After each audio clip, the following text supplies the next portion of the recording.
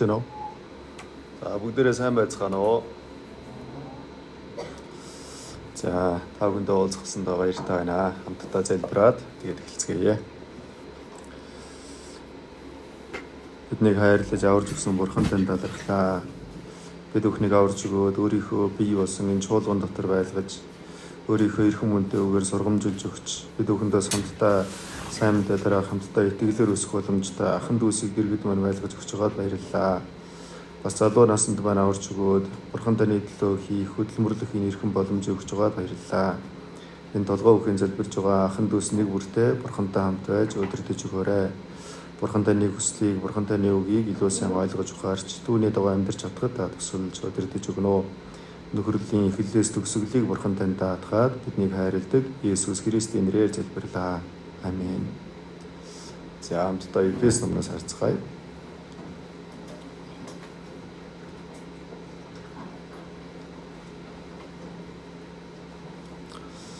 Шинэ гэрээ. Эфес ном байна. Эфес 1-р бүлэг.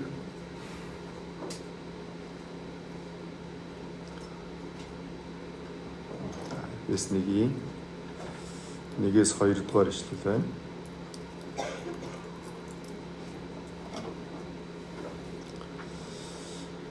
Эфес 1-ийн 1-ээс 2. За хамтдаа уншийе. Бурхны хүслээр Христ Есүсийн элч болсон Паулаас Эфест байгаа ариун хүмүүст болон Христ Есүс дэх итгэмжтнүүдэд бидний эцэг Бурхан эзэн Есүс Христээс нэгүсэл ба амар амгалан та нарт байх болтугай. За өнөөдөр хамтдаа энэ Эфес номны тухай зөвлөсөн байгаа.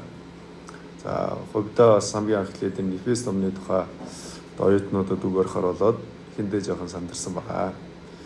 Тэгээд тэр сандарсан маань сүүлдээ бас одоо сайн болжээ гэж бодогдсон байгаа. Тэгээд та бүхний төлөө мэдээж одоо бэлтгэж байгаа ч гэсэн надад өөрт мөн бас их сайхан байсан байгаа. Одоо судлангаа бас олон зүйлүүдийг нэг шинээр мэдэж нэмж авсан тийм сайхан цаг байсан. Тэгэхээр өнөөдөр бүгдээрээ Эфес номны тухай хамтдаа эзэгч байна. За тэгэхээр Эфес номны актем гэсэн болохоор бичээч нь хэн байсан бэ гэдгээс эхлээд тэгээд үзцгээе. За Эфес номыг одоо хэн бичсэн болоо? Бичээч нь бол Илч Паул. Хэн бичүүлсэн болоо? Бурхан бичүүлсэн байгаа тийм ээ. За Эфес 1-ийн 1 дээрээс нарах юм бол Бурханы хүслээр Христ Есүсийн элч болсон Паулаас гэж тийм ээ. За эндээс харах юм бол Паулаас гэдэг ингээд маш тодорхой хэлсэн байгаа учраас Эфес номны бичээч нь бол Паул юм аа. Бас дээрээс нь Эфес номны бичээч нь Паул юм аа гэдгийг бас одоо мэдж болох зүйл байгаа. Юу вэ гэхээр энэ эхлэлээс эхлээд харах юм бол 2-р ишлэл дээр ингэсэн байна. Бидний эцэг Бурхан эзэн Есүс Христээс нэгүсэл ба амар амгалан та нарт байх болтугай гэж. Тэгэхээр Эфес ном маань эхлэх үедээ юу гэж хэлж байгаа вэ гэхээр нэгүсэл ба амар амгалан та нарт байх болтугай ингэж хэлсэн байгаа. Тэгэхээр шинэ гэрээний 14 номыг бичсэн Илч Паул юу гэх юм бол захидал номнуудыг бичих үедээ эхлэх үедээр нь бичсэн байна.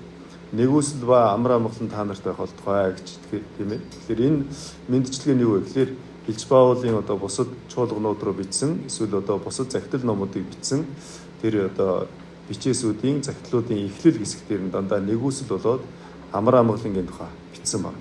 Тэгэхээр нэгүсэл болоод амар амгалангийн тухай бичсэн байна гэж шалтгаантай. Нэгдүгээрт нь энэ бол Илч Паулийн онцлогийг илэрхийлж байна. Хоёрдугаарт нь юм бол эхлээд нэгүсэл дараа нь амар амгалан байгаа шүү дээ, тийм ээ. Тэгэхээр хүн яаж одоо амар амгалан байх вэ гэхээр эхлээд Бурханы нэгүслийг мэдэрчээж түүний дараа амар амгалан байх боломжтой, тийм ээ. Бид бүхний хувьд гэсэн Бурханы өгсөн амар амгалан эдлэж байгаа. Яагаад тэр амар амгалан бид бүхэн эдлэж байгаа вэ? Нэгдүгээрт нь Есүс Христийн бид бүхний төлөө хийж өгсөн тэр нэгүсэл байгаа. Тэр нэгүсэл бид бүхэн дээр ирсэн учраас амар амгалан байдаг. Библийн Исая номон дээрээс харах юм бол буруутад амар амгалан үгүй гэсэн байна. Тэгэхээр гим нүгэлтэй хүн гим нүглээс болоод эцэст нь шийтгэлдээд мөнхийн томроо явахаас өөр аргагүй хүнд бол амар амгалан гэдэг зүйл байхгүй. Иохан ном дээрээс харах юм бол Есүс Христ хэлсэн байна. Би та нарт өөрийнхөө амар амгаланг өгнө. Би амар амгалангаа та нарт үлдээнэ. ертөнцийн өгдгөөс өөрийг би та нарт өгнө ингэж хэлсэн байна. Тэгэхээр ертөнцийн өгдөг амар амгалан гэдэг бол хүн үхэх юм уу, эсвэл өвдөлт юм уу, эсвэл зовлон юм уу, тиймэрхүү зүйлүүдийн өмнө ирэх юм бол ертөнцийн өгдөг амар амгалан байхгүй болчдөг. А гэхдээ Есүс Христ хэлсэн Би ертөнцийн өгдгөөс өөрийг та нарт өгч байна гэж. Есүс Христийн өгдөг амар амгалан бол үхэл ирсэн ч гэсэн алга болдгоо амар амгалан байна. Есүс Христ дахин амьсныхаа дараа шавнырынхаа өмнө гарч ирээд хамгийн дөрөв хийсэн үг нь вэ? Амар амгалан байх болтугай ингэж хэлсэн. Тэгээ шавнар нь гар хажууг нь үзээд ихэд баярлсан гэж. Яагаад ихэд баярлсан бэ? Нэрээ тэр гар хажууг нь үзсэн чинь Есүс Христ мөн байна. Нэрээ Есүс Христ үхээ дахин амьсан байна. Нэрээ Есүс Христ бид бүхний нүглийн төлөө загалмаа дээр зовлогдоод биднийг зөвтгөхийн төлөө амьсан баттай байна. Тийм учраас одоо том руу явах шийтгэл байхгүй юм байна. Би өгсөн ч гэсэн мөнхийн деважинд очих юм байна. Гим нүглийн асуудал байхгүй юм байна. Ингээд Есүс Христийн шавнар нь үнэхээр амар амгалан олсон. Тийм учраас тэр шавнар нь үхэхээс айлгүйгээр сайн мэдээ тараасан. Тийм учраас эндээс гарах юм бол нэгүсэл ба амар амгалан гэж. Эхлээд нэгүсэл байдаг, түүний дараа амар амгалан байдаг. Бас дээрээс нь нэгүсэл болоод амар амгалан гэж хэлсэн байна. Энэ бас дахиад нэг шалтгаан нь юу вэ гэхээр нэгүсэл гэдэг нь харь үндэстэнтэй мэдчилж байгаа мэдчилгээ. Амар амгалан гэдэг нь израилчуудтай мэдчилж байгаа мэдчилгээ. Израиль хүмүүс өглөө босоод ирэх юм бол хоорондоо шалом гэж мэдэлдэг ба. Шалом гэдэг нь юу гэсэн үг вэ гэхээр амар амгалан. Бид бүхэн өглөө босох юм бол сайхан амарсан уу гэдэг чинь тийм ээ. Эсвэл өглөөний мэд гэдэг ч юм уу. Үүнтэй адилхан Израилийн ард түмэн олон жил өөр улс орнуудын дарлалд байсан байгаа. Маргааш өглөө амьд уулзах хэсэг нь тодорхойгүй. Гэхдээ маргааш өглөө амьд уулзах юм бол 50 онжээ, амар 50 байжээ. Одоо тэгээ сайхан амарсан уу гэдэг мэдчилгээ нь амар амгалан гэдэг мэдчилгээ байна. Тийм учраас нэгүсэл ба амар амгалан энэ юуны тухай хэлж байгаа. Тэгэхээр харь үндэстэнд бол бурхны нэгүсэл байгаагүй. Гэхдээ Есүс Христ загалмаа дээр цовдлогдоод бүх гим нүглийг нуучиж өгсөн. Үүнд итгэснээр харийнхны үе эхэлсэн байна. Тэгээд үүнд итгэсэн харь үндэстэн ч аврагдаад яваачнд очих бурхны нэгүсэл өгөгдсөн байна. Нэгүсэл гэдэг нь харь үндэстэнтэй мэдчилж байгаа мэдчилгээ байна. Амар амгалан гэдэг нь израилчуудтай мэдчилж байгаа мэдчилгээ. Тэгэхээр энэ Эфес номын бичээч нь юм бэ гэхээр Илч Паул юм байна. Үүний тухайс бид бүхэн тодорхой мэдж болно. Бас дээрээс нь Эфес номны бичээч нь Илч Паул юм аа. Үүнийг бас яаж мэдж болох вэ гэхээр Илч Паулийн бичсэн захидал номнууд дээр онцлог байдаг ба. Ямар онцлог байна вэ гэхээр эхний хэсэгт нь онлын ойлголт байна. Дараачих нь хэсэг дээр нь тухайн онлыг амьдрал дээр практик дээр яаж хэрэгжүүлэх юм бэ? Итгэгч хүн энэ онлын дагуу яаж амьдрах юм бэ?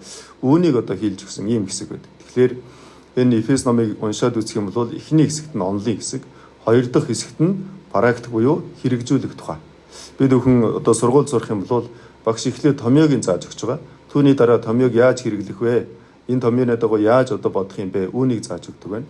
Үүнтэй адилхан энэ Эфес ном нь эхний хэсэг дээрээ онлын хэсэг, хоёр дахь хэсэг дээр нь тэр онлыг бид бүхэн амьдралдаа яаж хэрэгжүүлэх юм бэ? Одоо эргэн тойрныхоо хөрштөө, гэр бүлдээ, эсвэл одоо эзэндээ, эсвэл боолдоо энэ одоо зүйлийг яаж хэрэгжүүлэх юм бэ? Үүнийг зааж өгсөн байна. Тэгэхээр энэ Эфес номын онцлогийг харах юм бол энэ бол Илч Паулийн бичсэн ном юм байна. Үүнийг нь бас бид бүхэн мэдж байна. Тэгвэл энэ Эфес ном хизээ бичигдсэн юм болоо? Түүний тухай бас жоохон бодож үзцгээе. Эфес номыг харах юм бол хоригдож байна гэсэн зүйлүүд бас нэлийн бичигдсэн байгаа. За бүгдээрээ Эфес номныхоо 3 дугаар бүлгээс харъя.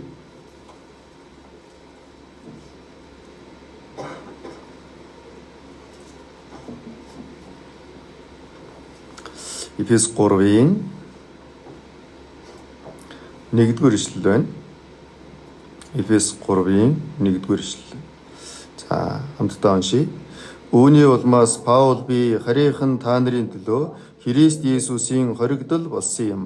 За эндээс харуул Илч Паул хэлсэн байна. Өөрийгөө Христ Есүсийн хоригдол болсон юм аа гэж. Илч Паул хоригдож байгаа тухай хэлж байна. 4-ийн 1-р ишлэлийг бас харъя. 4-ийн 1 хамтдаа уншийе. Иймд та нар дуудагдсан тэрхүү дуудлагада зүү зөкстөө явахыг эзний хоригдол би хичээнгүйлэн ятгая. Энд ч гэсэн харах юм бол Илч Паул хоригдол гэж хэлсэн байгааз. 6 дугаар бүлгээс хасныг харцгаая. 6-гийн 20 дугаар ишлэл байна. Эфес 6-гийн 20 дугаар ишлэл. За хамт уншийе. Үүний төлөө би гинж дор элчин сайд болсон ярих ёстой шиг намайг зоригтой тунхаглахын минь төлөө мөн залбир. Энэ ч гэсэн харах юм бол би гинж дор элчин сайд болсон. Элчин сайдын хувьд бол элчин сайд тэгтээ гинж буюу хүлээс хоригдол гэж ингэж хэлсэн байгаа. Тэгэхээр энэ Эфес номыг хизээ бичсэн болоо. Юу ч гэсэн ингэж Эфес номыг уншаад үзэх юм бол Илч Паул өөрийгөө эзний хоригдол гэсэн байна, хоригдсон байна гэсэн байна, гинжлэгдсэн элчин сайд гэсэн байна. Харах юм бол Илч Паул хоригдож байх үедээ бичсэн байна. Гэтэл Библиэл дээрээс харах юм бол Илч Паул бас 2 3 удаа хоригдсан байгаа. Тийм ээ.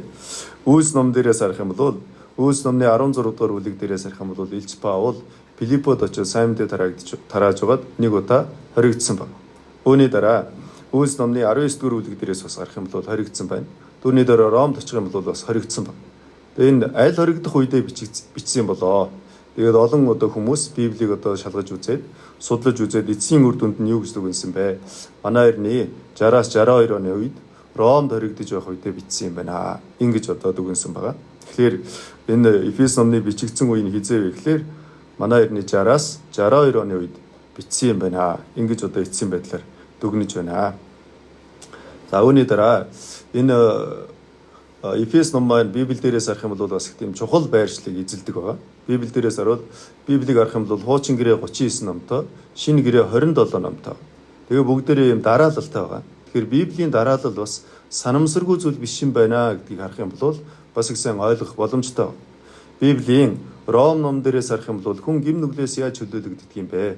Ямар нэгэн зүйлийг сахиж байгаа чөлөөлөгддөг юм уу? Үгүй ээ.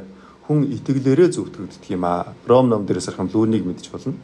1-2 дугаар Коринт ном дээрээс харах юм бол чуулган дотор бодит амьдрал дээр ямар асуудал гарч болох юм бэ? Үүнийг мэдж болно.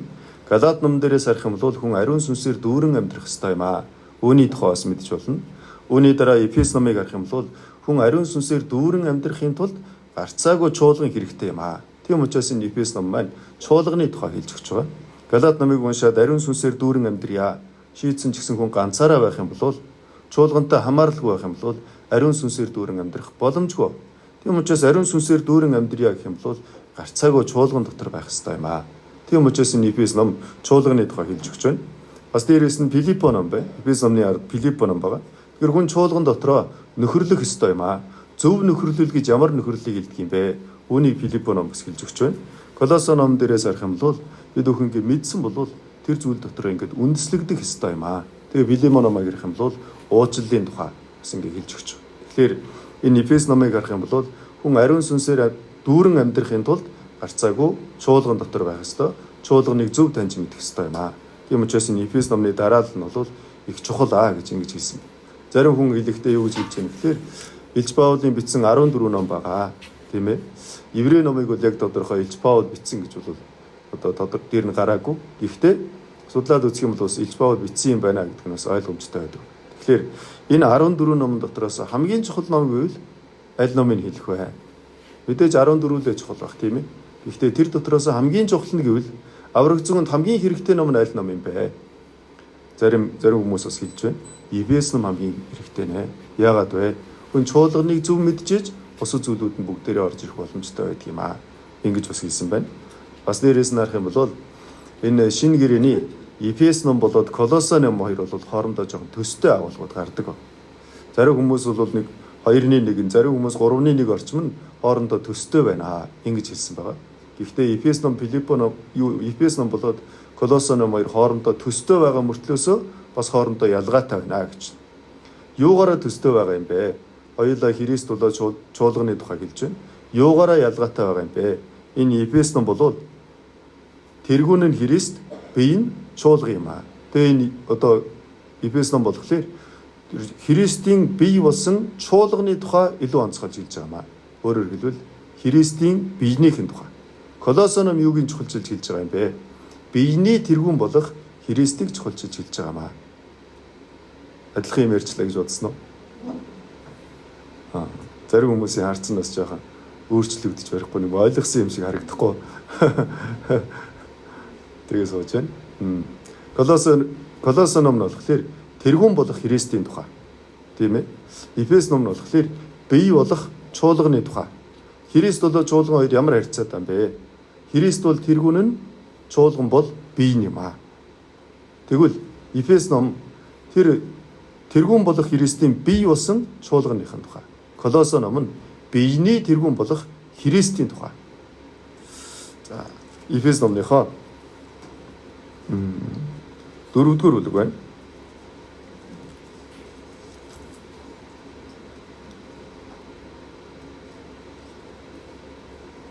Дөрвийн 15, 16, Эфес 4-ийн 15, 16. Хамтдаа уншийе. Үннийг барьж ингэхдээ харин хайранд тэргүүн болох түүнүүд Христүүд бүх талаар өсцгөөе. Хэсэг нэг бүрийн зохистой үйл ажиллагааны дагуу холбоос болгоноос хангаж байдаг зүйлээр хамтдаа холбогдсон нийлж буй бүхэл бие нь Христээр хайр дор өөрийгөө босгон барихын тулд биеийн өсөлтийг бий болгодог. Энд гарцаагүй тэргүүн болох Христ гэж орсон байна. 16 дээрээс нь харах юм бол бие болсон чуулганы тухай гарсан. Эфес 1-р бүлгээс бас түр харцгаая. Эфес 1-ийн 22-23 дугаар ишлэл байна. Эфес 1-ийн 22-23. За, хамт уншийе.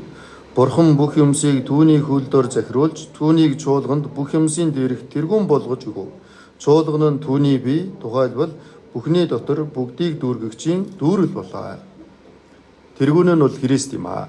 Харин энэ чуулган болвол тэр тэргүүний бие юм аа. Тэгэхээр Эфес ном юуны тухай голчлон хэлж байгаа юм бэ? Хамгийн гол фокус нь юун дээр таарж байгаа юм бэ? Есүс Христийн бие болох чуулганы тухай. Колосе ном юуны тухай гарч байгаа юм бэ? Бие болох чуулганы тэргүүн Есүс Христийг голчлон хэлж өгч байна. Ингээд унших юм бол та бүхэн илүү сайн ойлгох юм боломжтой байна. За үүний дараа энэ Эфес номыг Илж Паулаар дамжуулаад бурхан бичсэн. Тэгвэл энэ Эфес номыг хүлээж авч байгаа хүмүүс нь хэн байх юм бэ? За Эфес 1-р бүлгээс очицгаая. Эфес 1-ийн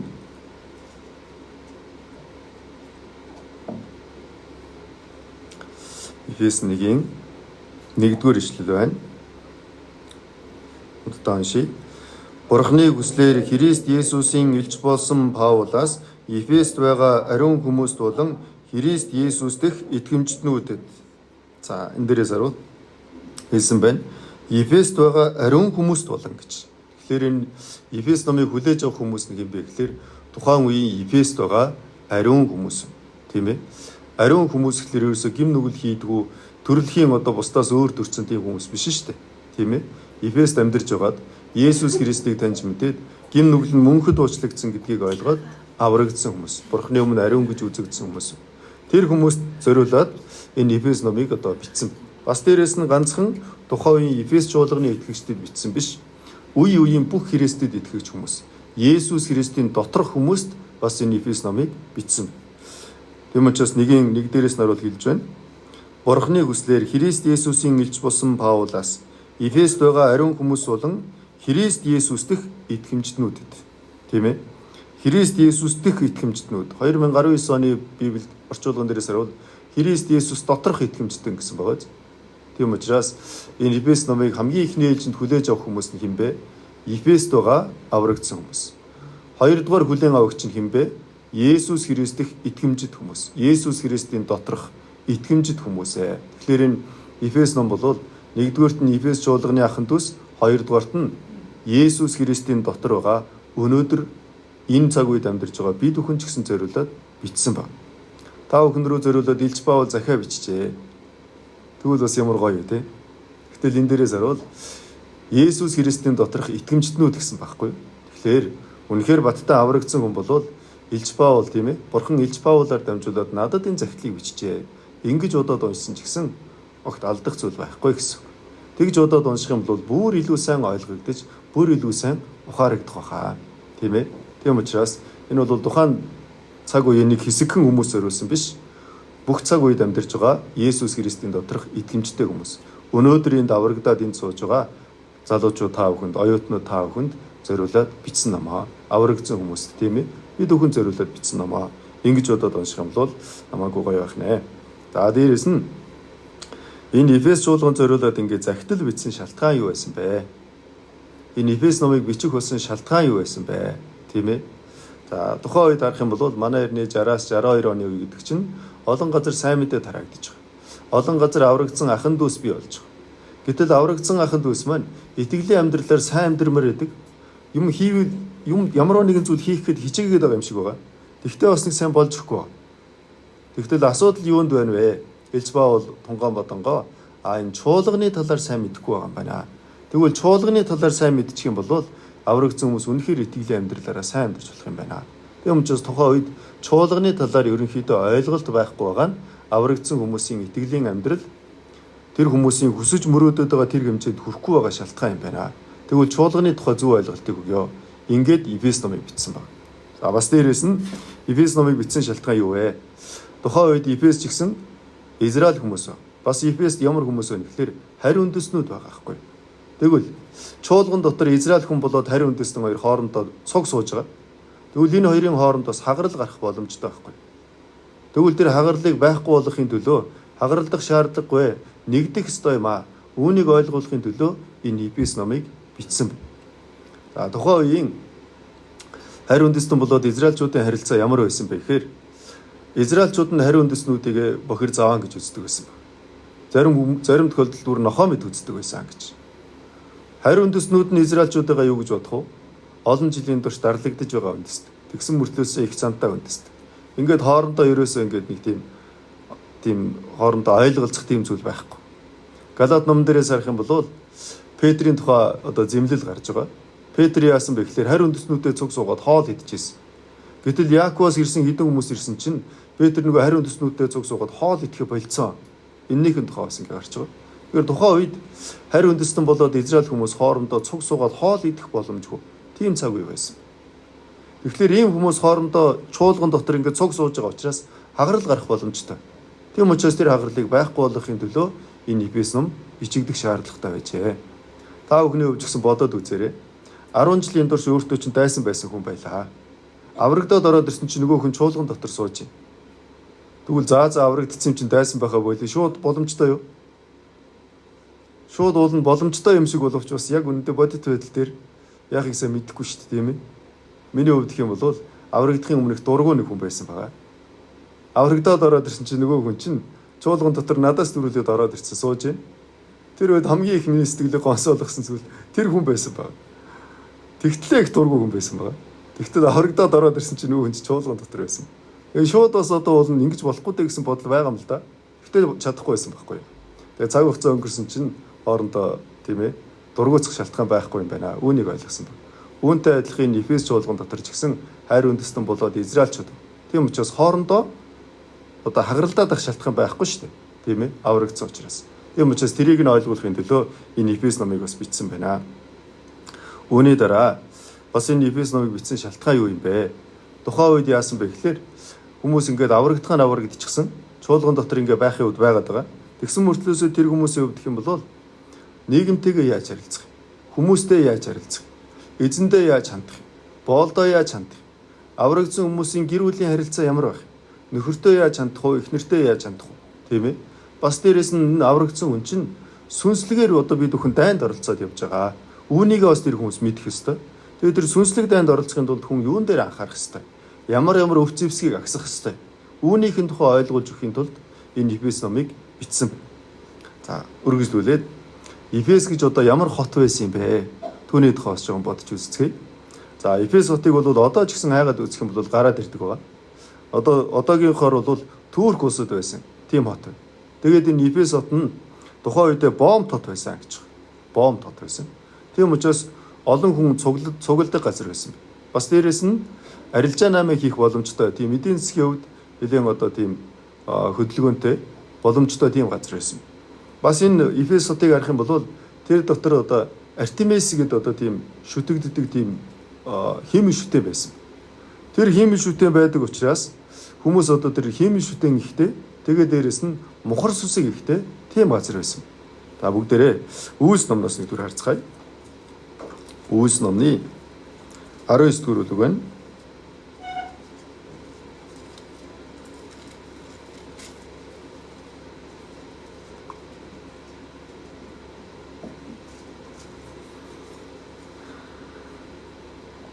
Үүс номны 19-ийн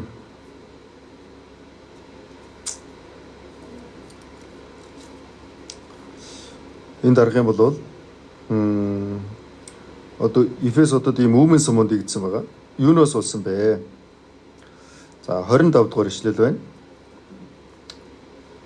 За 24 25 дугаар ишлэлийг хамт уншийе. Мөнгөний дархан Диметр гэгч хүн Артемисийн мөнгөн сүмийг урлаж урчуудад баггүй орлого авчирдаг байв. Деметр дарагчдыг цуглуулад тэдэнд хүмүүсээ бидний сайн сайхан байдал энэ ажлаас хамаардгийг та нар мэднэ. Энэ даруул мөнгөний дархан Деметр гэж хүн гарч байна. Артемисийн мөнгөн сүмийг урлаж урчуудад баггүй орлого ашиг авчирдаг байсан гэж. Тэгээд энэ хүн хэлсэн байгаа. 27 дээрээс наруул үүнд бидний дарах муу нэртэй болох аюул байгаа төдийгүй бас их охин тэнгэр Артемисийн сүм юмн чинээ тоогдлоггүй. Аз болон дэлхийд шүтэгддэг бүгдийн сүр жавхлан буур хаюул байна. Эндээс харуул охин тэнгэр Артемис гэж тийм химиштэй байсан. Тэгээд тэрийг одоо шүтдэг хүмүүс Эфес дүүрэн байсан. Бас тэрийн шүтдэг хүмүүс дэлхийн одоо өнцөг болон бүрээс ингээд сүсгэлдэг хүмүүс байсан юм шиг. Тэгэхээр энэ Эфесод ямар хот байсан бэ гэхээр Артемис гэдэг тийм охин тэнгэрийн том химиштэй тий. Тэргээрээ бас их алдартай тийм хот байсан. Тэгэхээр энэ химиштэй томтой газар байх юм бол тэнд бас ямар асуудал байх вэ гэхээр тэнд мухар сүсэг бас их байдаг. Тэгэхээр тухайн үеийн Эфес хот нь том химиштэй түүнийгээ дагсан хүмүүс бас мухар сүсэг ихтэй тийм хот байсан. Монгол улсад ч гэсэн одоо тийм мухар сүсэг ихтэй газрууд байгаа шүү дээ, тийм ээ. Тий. Миний байдаг газар одоо би 100 модноос ирсэн байгаа. Өнөөдөр наашаа ирэх замдаа бас нэлээд төгжирсэн байна. Тэгээд төгжрөх явцдаа би бас нэрэл одоо энэ төгжрлээс нэлээд холдоод хөдөөний хүн болчихжээ гэсэн бодол бас их төрсэн байгаа. Тий. Тэгээд ч гэсэн 100 модод ингээ харах юм бол бас тийм химиштэй байдаг ба. 100 модны тэр төвөөс нь жоохон дээшээ богд уулын ам руу явах юм бол нэг тийм хийд ба. Тэр хийд бол их олон жилийн одоо түүхтэй хийд юм байна л да. Тэгээд тэр хийдтэй холбоотойгоор энэ 100 мод үүсэн байгуулах, тэнд одоо 100 мод одоо бий болох тэр одоо зүйл бас тодорхой хэмжээгээр шалтгаалсан юм байна. Тийм учраас тэнд байгаа хүмүүсийн онцлог нь юу байна вэ гэхээр одоо тэр хийдэндээ сүсгэлж биш ирдэг. Тэгээ хийдийнхээ нэрээр байгууллага нэрлэдэг ч юм уу. Тийм одоо хийдэн намайг хамгаална гэдэг ч юм уу. Тийм мухар сүсгийн одоо зүйлүүд бас их олон баг. Баруун аймагуд руу яваад очих юм бол бас мухар сүсэг ихтэй газрууд олон байгаа шүү дээ, тийм ээ. Тэгээ мухар сүсэг ихтэй тэр одоо химиштэй ихтэй байх юм бол тэнд бас сайн мэдээ харагдахад бас жоохон одоо хаалттай талууд ч гэсэн бас байна. Жишээ нь чуулганы зөвшөөрөл авна гэдэг ч юм уу, тиймэрхүү зүйл дээр бид нар ч одоо ийм том хийдтэй газар чинь Христийн сүм юм гэхээр жоохон тиймэрхүү зүйлүүд бас байна. Гэтэл тухайн үеийн энэ Эфес хот бол маш том химиш үтэнтэй түүнийгээ дагсан мухар сүсэг ихтэй тийм хот байсан. Бас дээрээс нь энэ Эфес хот одоо яагаад тийм химиштэй ихтэй байсан юм болоо? Эфест орох юм бол бомб гэсэн шүү дээ. Хүмүүс одоо ингээд усан онгоцоор их явна. Тэгээ усан онгоцоор явах юм бол устай ойрхон байгаа, усан онгоцтой ойрхон байгаа газрууд ихэвчлэн химиштэй ихтэй байдаг нэ. Яагаад вэ? Цаг агаарыг мэдэхгүй учраас далаад гарч явж байгаад тэгээ гинт осолдох тохиолдлууд их байдаг. Тийм учраас ямарваа нэгэн химиштэй дөөрийгөө даатгаж залбирдаг тиймэрхүү мухар сүсэг аяндаа их байдаг гэж. Тэгэхээр ийм химиштэй ихтэй газар байсан байна. Тэгээд дээрэс нь бомб тот байгаа. Бомб тот учраас олон хүн ирдэг, бас олон хүн явдаг. Тийм учраас мөнгө ихтэй газар. За тэгээд олон хүн ирдэг, олон хүн явдаг, мөнгө ихтэй газар байх юм бол тэнд бас яадаг гэхээр маш их хэмжээний урлаг, спорт, тиймэрхүү зүйлүүд хөгжинэ. Нөгөө талаараа бас яадаг вэ гэхээр гим нүгэл бас их хөгждөг. Нөгөө хүмүүс чинь гэрээсээ гараад олон сараар явдаг, тэгээд одоо очдог тийм газар учраас гим нүгэл бас их хөгждөг тийм газар. Одоо ч гэсэн манай Монголд энэ өмнө говь тийшээ явах юм бол хүмүүс одоо байнга очдог, ирдэг, мөнгө ихтэй тийм газар байгаа шүү дээ. Тэнд бас олон төрлийн зүйл хөгжиж байгаа боловч нөгөө талаар бас юу хөгжиж байгаа вэ? Гим нүгэл бас их хөгжиж байгаа. Тэгэхээр тухайн үеийн энэ Эфес бол гим нүгэл ихтэй тийм газар байна. Одоо ч гэсэн Эфест яваад очих юм бол тухайн үеийн Эфес чуулганы туур байдаг байна. Тэр Эфес чуулганы туурын дээр яваад очих юм бол баптизм хүртээдэг ёслолын тийм одоо юу хөө? Баптизм хүртээдэг бассейн маягийн зүйл тэнд байгаа. Одоо ч гэсэн бас Эфест яваад очих юм бол Илж Иохны бус гэдэг нэг зүйл байж байгаа. Бодитоор мөн үү биш үү гэдгийг нь бол сайн мэдэхгүй. Гэхдээ Илж Иохны бус гэж байна. Бас Иесус Христийн махбодын их Мариагийн бус гэдэг зүйл ч гэсэн тэр Эфес одоогийн Эфес хотын туурын дээр байдаг тийм газар байна. За тэгвэл үргэлжлүүлээд бас бүгдээ нэг зүйл бодож үзье. Юу вэ гэхээр энэ Эфес чуулган хизээ бий болсон юм болоо. Тав гүний үед бас жоохон хичээл мичээл ихтэй очиж ядарч л байгаа хэл та тийм ээ. Ядарч байгаа юмас ойлгож байна. Сонирхолтой юм ярихгүй, онгоо ярихгүй. Тэгэхээр бас одоо жоохон дээдлийн зөвхөнд байна тийм ээ. Угаасаа энэ хамгийн хүнд зүйл чинь хүний дээд зөвх юм гэсэн. Тийм ойлгож байна. За Эфес чуулган хизээ бий болсон юм болоо. Эфест Илж Паул хэд удаа очиод сайн мэдээ тараасан байгаа. Хэд удаа очиод сайн мэдээ тараасны үр дүнд Эфес чуулган бий болсон. Бүгдээрээ Үйлс номноос харцгаая. Үйлс номныхоо 18 дуурайг байна.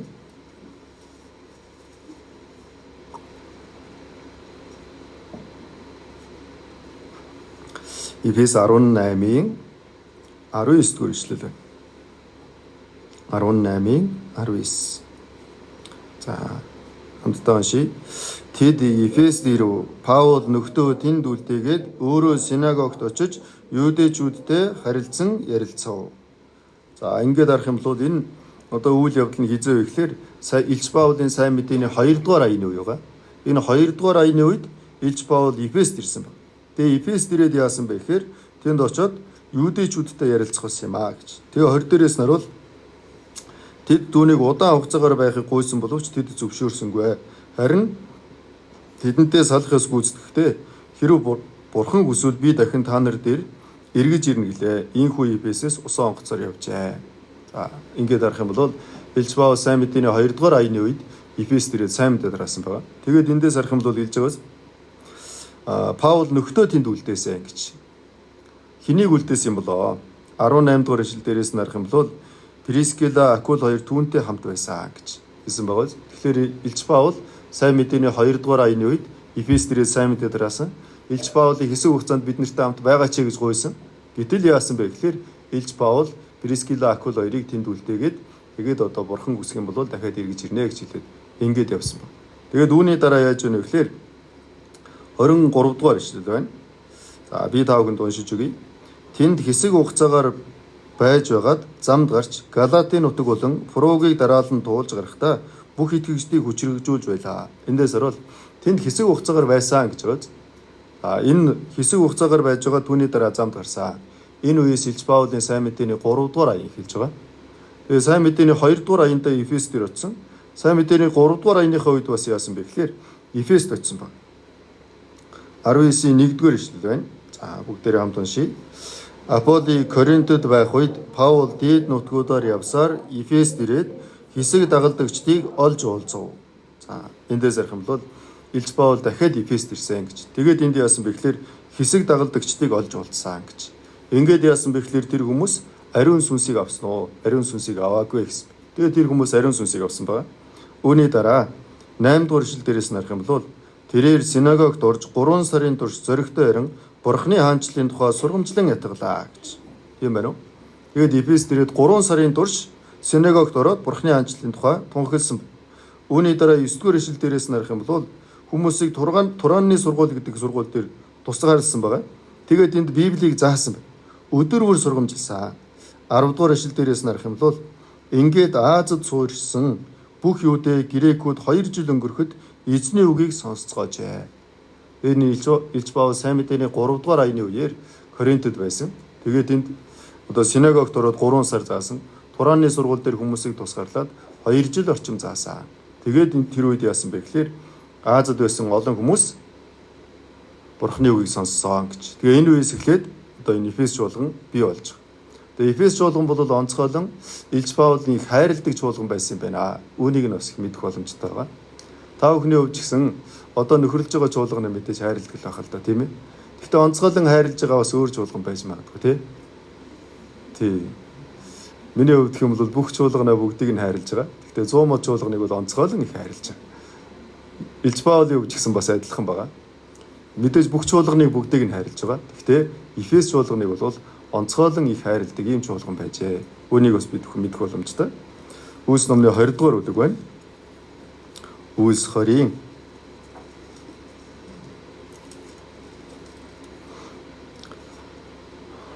31-р ишлэл байна.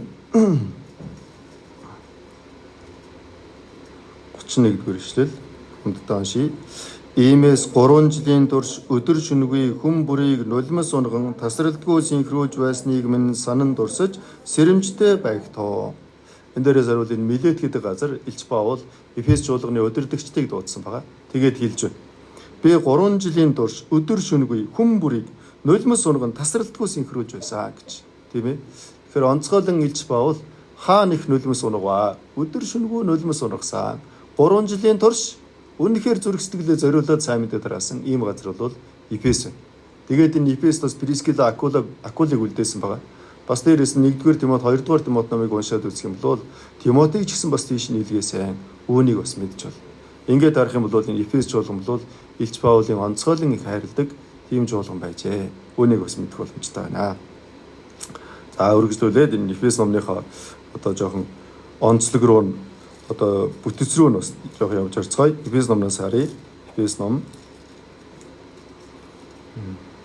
За Эфес ном нь хэдэн бүлэгтэй вэ? 6 бүлэгтэй тий.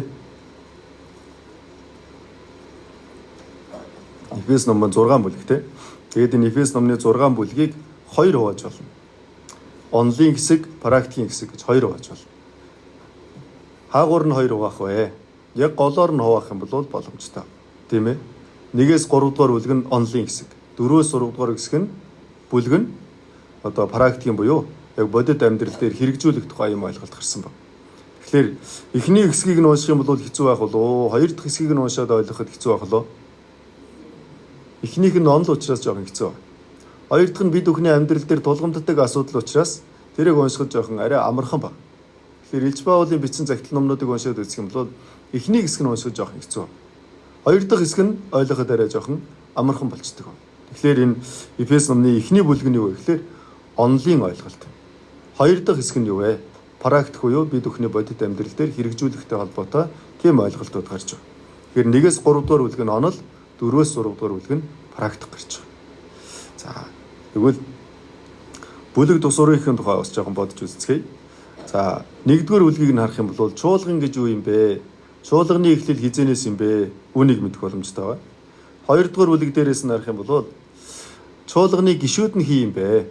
Тийм ээ. Ямар хүн энэ чуулганы гишүүн болдгийм бэ? Үүний тухай мэдэх боломжтой. 3-р бүлгийг нь харах юм бол чуулган гэж ер нь хизэнээс одоо төлөвлөгдсөн. Чуулган гэдэг чинь одоо хуучин гэрэмэрэн дээр байгаагүй гівгэнт одоо гараад ирсэн. Үүнийг одоо бид бүхэн яаж ойлгох юм бэ? Өөрөөр хэлбэл чуулган бол Бурхны нууц юм аа. Үүний 3-р бүлэг дээр хэлсэн байна. 4-р бүлэг дээрээс нь харах юм бол аврагдсан хүн Бурхны нууц үлсэн чуулган дотор хэрхэн зохистой амьдрах юм бэ? Үүний тухай хэлж өгч байна. За 5-р бүлэг дээрээс нь харах юм бол Бурхныг хэрхэн дуурайж амьдрах юм бэ? Үүний тухай бас гарч байна. Тэгээд 6-р бүлэг дээрээс нь харах юм бол чуулган бол сатаны сүнслэг хүчтэй тэмцдэг, диаволын залим ихний эсрэг тэмцдэг сүнслэг айрам юм аа. Үүний тухай ингэж гарч байна. Тэгээд 1-р бүлгээс нь эхлээд бүгдээрээ харцгаая. За 1-ийн 1-2-р хэсэг дээрээс нь харах юм бол мэндчилгээ гарч байна. За тэгээ 3-р бүлэг дээрээс нь эхлээд харах юм бол энэ гурвал Бурхны тухай ойлголт 3-р бүлгээс нь эхлээд гарч байна. За Эфес 1-ийн 3-р ишлэл байна. За бүгдээрээ хамтдаа уншийе. Бидний эзэн Есүс Христийн эцэг бурхан магтагдах болтугай. Тэрээр Христээр Тэнгэрлэг оршихуудах аливаа сүнслэг өрөөлөөр биднийг өрөөсөн. За энд дарах юм бол эцэг бурхан гарч байгаа биз? Тийм байна уу? Гарч байна уу, гарахгүй байна уу? За баярлалаа. Ямар чанга хэрвэл. За 7-р ишлэл байна. За хамтдаа уншийе. Түүний нэгүслийн баялгаар бидэнд түүний дотор цусныхын золилт гим нүглийн маань төлөөх уучлал бий. Энэ дээрээс харуул түүний дотор цусныхын золилт гэж энд хинээ тухай гарч байна гэхээр бид өхний төлөө цусаа орсгож өгсөн Есүс Христ. Өөрөөр хэлбэл хүү Бурхны тухай гарч байна. За үүний дараа 13 дугаар ишлэл байна. Хамтдаа уншийе. Түүн дор та нарч бас үнний үгийг буюу авралынхаа сайн мэдээг сонссон бөгөөд түүнд итгэсэн мөн амласан ариун сүнсээр тамгалагдсан. Энд ариун сүнс Бурхны тухай гарч. Тэгэхээр энэ Эфес номны 1-р бүлэг дээрээс харах юм бол эцэг бурхан, хүү бурхан, ариун сүнс Бурхны тухай ойлголт гарч. За тэгээд харах юм бол 3-р ишлэлээр бидний эзэн Есүс Христийн эцэг бурхан магтагдах болтугай. Тийм ээ. Энд дээрээс хараад эцэг бурхан гарч байна. Бас дээрээс нь үргэлжлүүлээд унших юм бол 4-р ишлэл байна. За бүгдээрээ хамт уншийе. Түүний өмнө биднийг хайр дор ариун бөгөөд гим зэмгүй байхын төлөө Бурхан ертөнцийн суураас урд биднийг Христ дотор сонгосон юм. За эндээс харах юм бол бид бүхнийг тэрээр сонгосон юм аа гэж. Тийм ээ. Тэгэхээр эцэг бурхан юу хийсэн юм бэ? Эцэг бурханы ажил юу юм бэ? Урдчлан төлөвлөх ажлыг эцэг бурхан хийсэн. Хүү бурхан юу хийсэн юм бэ? Төлөвлөсөн ажлыг нь хэрэгжүүлэх ажлыг нь хийсэн. Тэгвэл ариун сүнс бурхан яаж байгаа юм бэ? хүн нэг үр дээр нөгөөдхийг нь итгүүлэх ажлыг нь хийж өгч байна. Үүнийг бас бид бүхэн ойлгох боломжтой. Тэгээд эндээс харах юм бол биднийг сонгосон юм аа гэж байгааз. Тэгэхээр үүнийг бас одоо зарим хүмүүс буруу ойлгож магадгүй. Бурхан намайг аврах гээд урдаас сонгоцсон байсан юм байна шүү дээ. Миний сайн мэдээ тараагаад аврагдахгүй байгаа тэр хүн чинь бурхан сонгоогүй болохоор аврагдахгүй байгаа юм байна шүү дээ. Ингэж бас зарим хүмүүс ойлгож магадгүй. Энэ сонголт бол тийм сонголтын тухай хэлээгүй. Энэ юуны тухай хэлж байгаа нөхлөөр чуулганыг сонгосон юм аа. Чуулганаар дамжуулаад хүмүүс аврагдахыг одоо бурхан сонгосон юм аа. Үүний тухай хэлж байгаа. Гэтэл зарим одоо хүмүүсийн бодож ойлгож байгаагаар бол бурхан хүн болгоныг аврагдахгүйгээр сонгоцсон байгаа. Бурхан сонгоод аврагдана гэсэн хүмүүс нь чуулганд ирээд аврагдчихж байгаа. Харин бурхан сонгоогүй хүмүүс бол хичнээн аврагдахыг хүсээд сонгогдох боломжгүй. Ингэж зарим хүмүүс ойлгож байгаа. Тэр бол буруу юм. Тэр бол Библиэд зөрчилдөж байна. Бурхан бүх хүмүүсийг аврагдаж үнний мэдлэгт ирээсэй гэж хүсдэгэ гэсэн. Бурхан бүгдийг нь аврагдаасаа гэж хүсдэгэ. Тийм ээ. Есүс Христ сонгогдсон хүмүүсийн нүглийг үрээгүй. Есүс Христ ертөнцийн нүглийг өөрсөн ба. Зөвхөн бидний нүглийн төлөөх зөвлөл биш, харин хамаг ертөнцийн нүглийн учир үлээ. Есүс Христ бүх хүмүүсийн гэм нүглийг уучлж өгсөн. Тийм учраас бурхан аврагдах хүн энэ эсвэл аврагдахгүй хүн тэр дэрийг сонгосон зүйл биш. Эндээс бол юуны тухай хэлж байна гэхээр биднийг сонгосон юм аа. Есүс Христийн дотор биднийг сонгосон юм аа. Есүс Христээр дамжуулаад хүн аврагдахыг сонгосон байна. Өөрөөр хэлбэл чуулганаар дамжуулаад хүн аврагдана. Чуулган гэдэг хэрэгслийг бурхан сонгосон. Бас дээрэс нь бурхан юу хийсэн бэ? Бурхан урднаас төлөвлөх ажлыг хийсэн юм аа. 5 дугаар ишлэл байна. 5 дугаар ишлэл. Хамтдаа уншийе. Тэрээр хүслийнхээ сайн тааллын дагуу биднийг Есүс Христээр дамжсан үржлэлд урдаас тогтоожээ. Бурхан чуулганыг хизэнээс төлөвлөсөн юм бэ? Урдаас тогтоосон. 4-р ишлэл дээрээс нарах юм бол бурхан ертөнцийн сүрээс урд биднийг Есүс Христийн дотор сонгосон юм аа. Бурхан Есүс Христээр дамжуулаад хүмүүс аврагдахыг хизээ сонгосон юм бэ? ертөнцийн суурьаас урд сонгосон юм аа. Бид өхөн бол хизээ аврагдсан бэ гэхээр тэдэн оны тэдэн сар орчим нэг найз маань надад сайн мэдээ тараагаад семинар сонсоод тийм ээ. Тэгэл миний аврагдах үг сонсох юм тэр үеэс гэлсэн ингэж ойлгоод байдаг. Жишээ нь би авралынхаа гэрчлэлийг ярих юм бол 2010 оны хавраас эхлээд би семинар сонсч эхэлсэн. Ингэж ярих гэдэг байгаа байхгүй. Гэтэл бурхны өвдөх юм бол бид бүхний аврагдах энэ үлгэр хизээнээс хийсэн бэ? ертөнцийн суурьаас урд эхэлсэн. Тийм ээ. Есүс Христийг бид бүхэн рүү явуулна гэдэг төлөвлөгөөгөө бурхан хизээ танилцуулсан бай. Хүмүүсийг хамгийн анх гим нүгэл хийх үед танилцуулсан. Бүгдээрээ Эхлэл номноос харцгаая. Эхлэл 3 дугаар бүлэг. Эхлэл 3-ын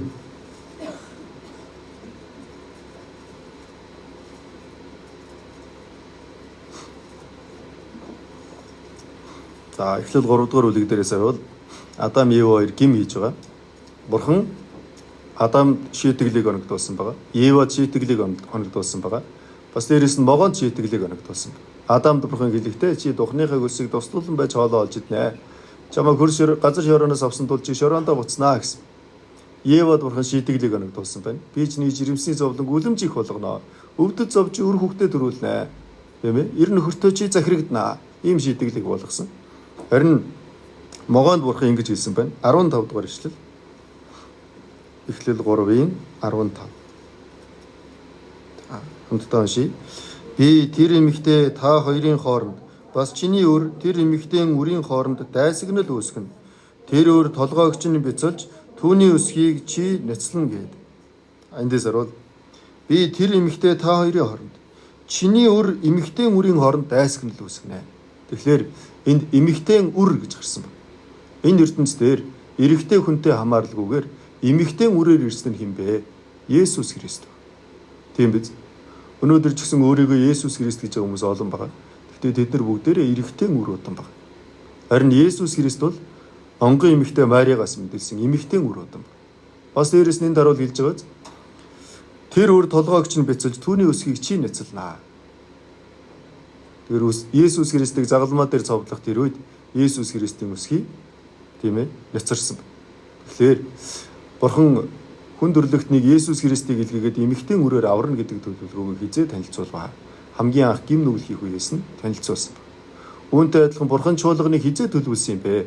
ертөнцийн сүрээс урд төлөвлөсөн юм аа. Ингэж хэлсэн. Бас дээрээс нь харах юм бол бурхан сонгосон гэж тийм ээ. Бурхан сонгосон. Мэдээж бас бурхан сонгох боломжтой. Яагаад бурхан сонгох боломжтой вэ? Бурхан урдаас бүгдийг мэддэг учраас. Тийм үү? За бүгдээрээ Ром номноос харцгаая. Ром 8 дугаар бүлэг байна. Ром 8-ийн 29 дугаар ишлэл байна.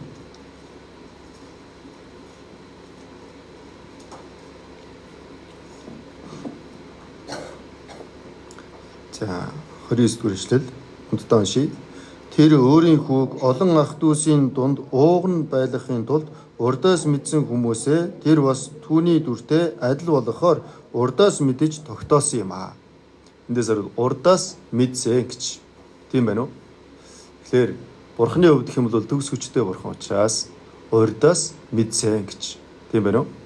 За 1-р Петр номноос харцгаая. 1-р Петр 1-р бүлэг байна. 1-р Петр 1-ийн 2-р ишлэл. 1-р Петр 1-ийн 2. Хамтдаа уншийе. Та нар Бурхан эцгийн урдаас гарсны дагуу сүнсний ариусгалаар Есүс Христэд дуулууртай байх болон түүний цусаар цацуулахын тулд сонгогдсон билээ. Нэгүсэл ба амар тайван нь та нарт улам ариун болох болтугай. Энд ч гэсэн хэлсэн байгаа. Эцгийн урдаас харсны дагуу гэж. Тэгэхээр Бурхан хэн аврагдах вэ, хэн аврагдахгүй вэ гэдгийг урдаас мэдж чадах болов? Чадахгүй болов? Чадах болов, чадахгүй болов? Адам Ев хоёрыг гим нүгэл хийнэ гэдгийг Бурхан урдаас мэдсэн болов? Мэдсэн учраас Есүс Христийг бэлдсэн байгаа шүү дээ. Тийм биз?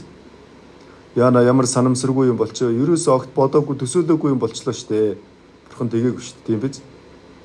За тэгэхээр хэн аврагдах болоо, хэн аврагдахгүй болоо, түүнийг ч гэсэн Бурхан урдаас мэдэх болоо. Мэдээж таарна.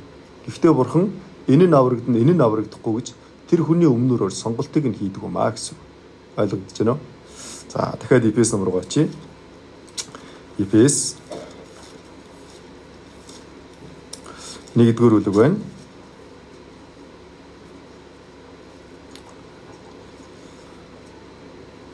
Эфес 1-ийн 7-р ишлэл байна. Хамтдаа уншийе. Түүний нэгүслийн баялгаар бидэнд түүний дотор цусныхын золилт гим нүглийн манд төлөөх уучлал бий. За энд юу гарч байна гэхээр хүү Бурханы хийдэг ажил гарч байна. Хүү Бурхан ямар ажил хийдэг юм бэ? Эцэг Бурханы төлөвлөсөн төлөвлөгөөг хэрэгжүүлэх ажлыг, биелүүлэх ажлыг хийдэг. Энэ дээрээс харах юм бол түүний нэгүслийн баялгаар бидэнд түүний дотор цусныхын золилт гим нүглийн манд төлөөх уучлал бий. Эцэг Бурхан Есүс Христийг илгээгээд бүх гим нүглийг нь уучлж өгнө. Үүнийг урдаас төлөвлөсөн байгаа. Үүний дагуу Есүс Христ энэ ертөнцийн дээр ирээд яасан бэ? Есүс Христ энэ ертөнцийн дээр ирээд ертөнцийн нүглийг үрээд загалмаа дээр цовдлогдоод загалмаа дээр хамгийн сүүлд гүйцэлдлээ гэд асуурсан.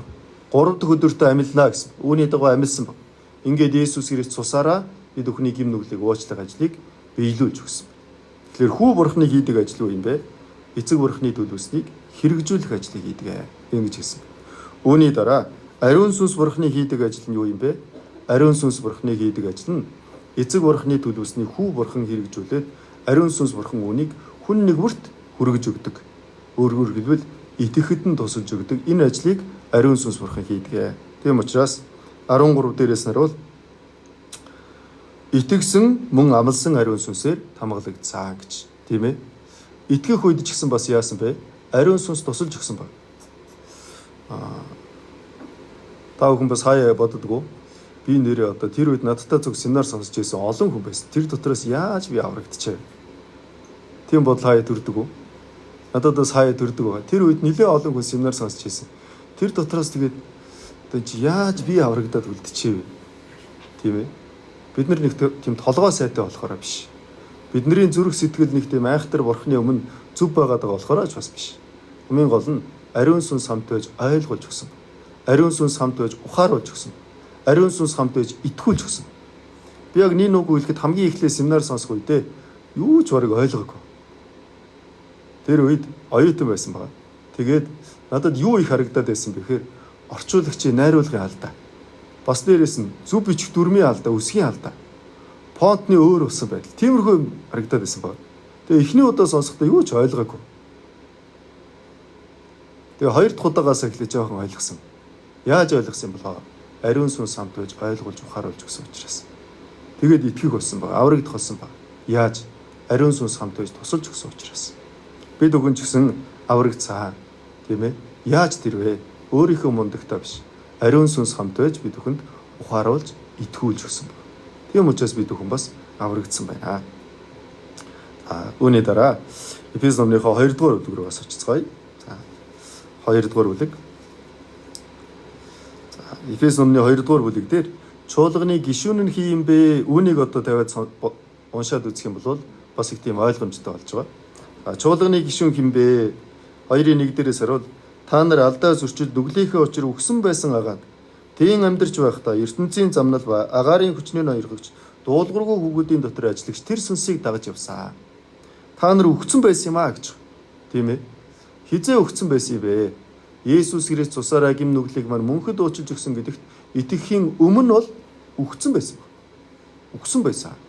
Тийм ээ. Өгсөн байсан гэхэлэр бид өхөн чинь тийм ээ. Зөв ойлгох. Бие маань өхмөл байсан гэсэн үг биш ээ. Харин сүнс маань өхмөл байсан юм аа. Бурхан Адамд хэлсэн байгаа. Сайн мөг мэдүүлэгч модны жимсээс идэж болохгүй. Идсэн тэр өдөртөө зайлшгүй хийнэ гэсэн.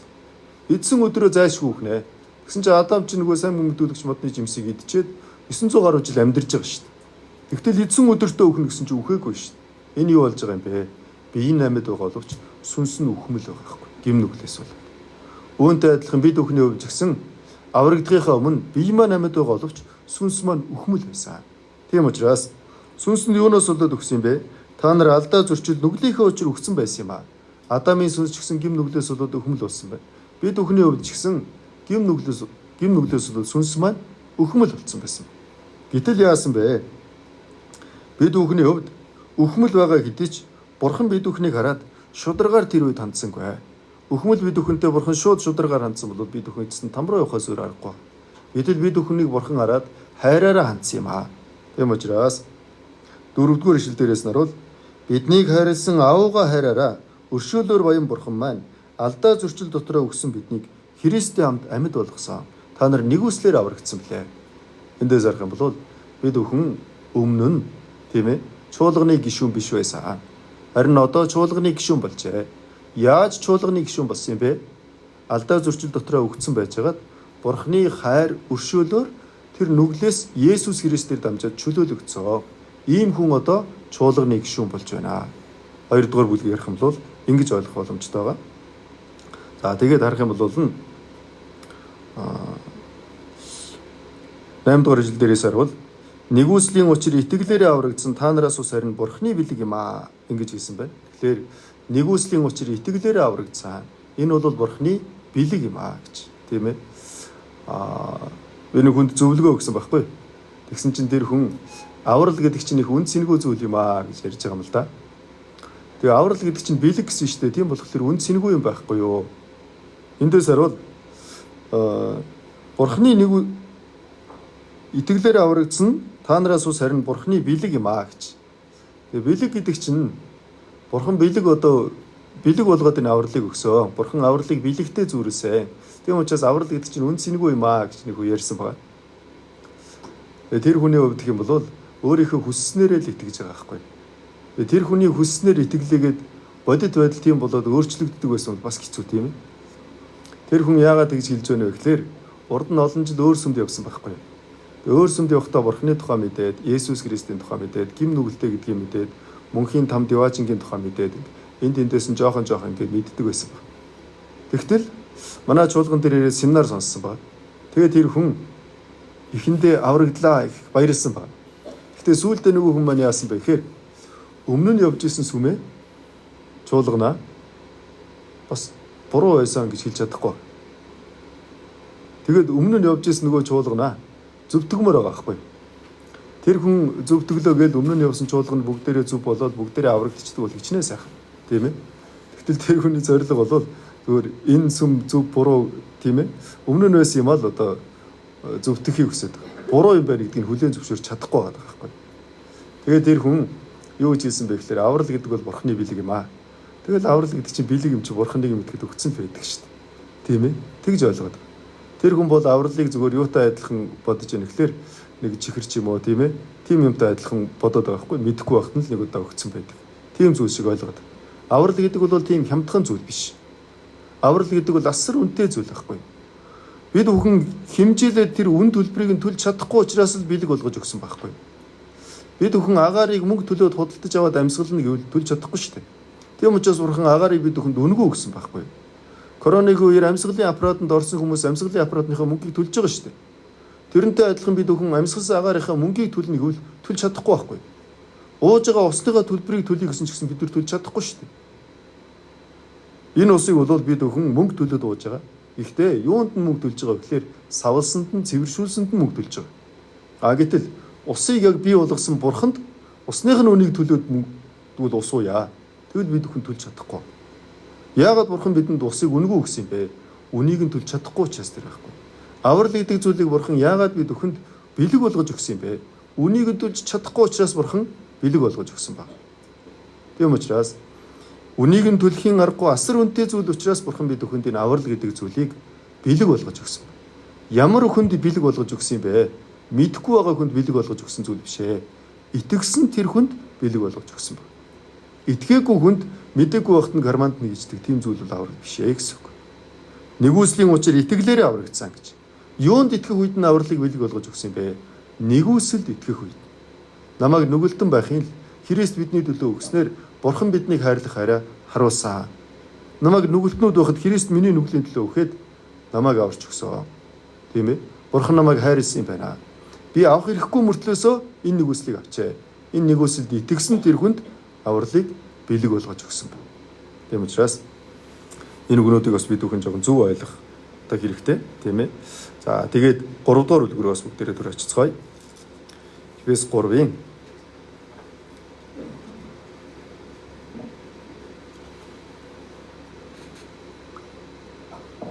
Эфес 3 дугаар үлгийг харах юм бол чуулган бол бурхны нууц юм аа.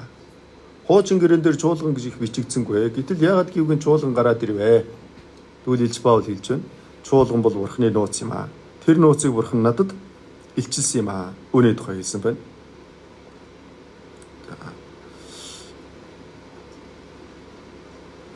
Эфес 3-ийнхаа 4-р ишлэл байна. 4-5-р ишлэл хамтдаа уншийе.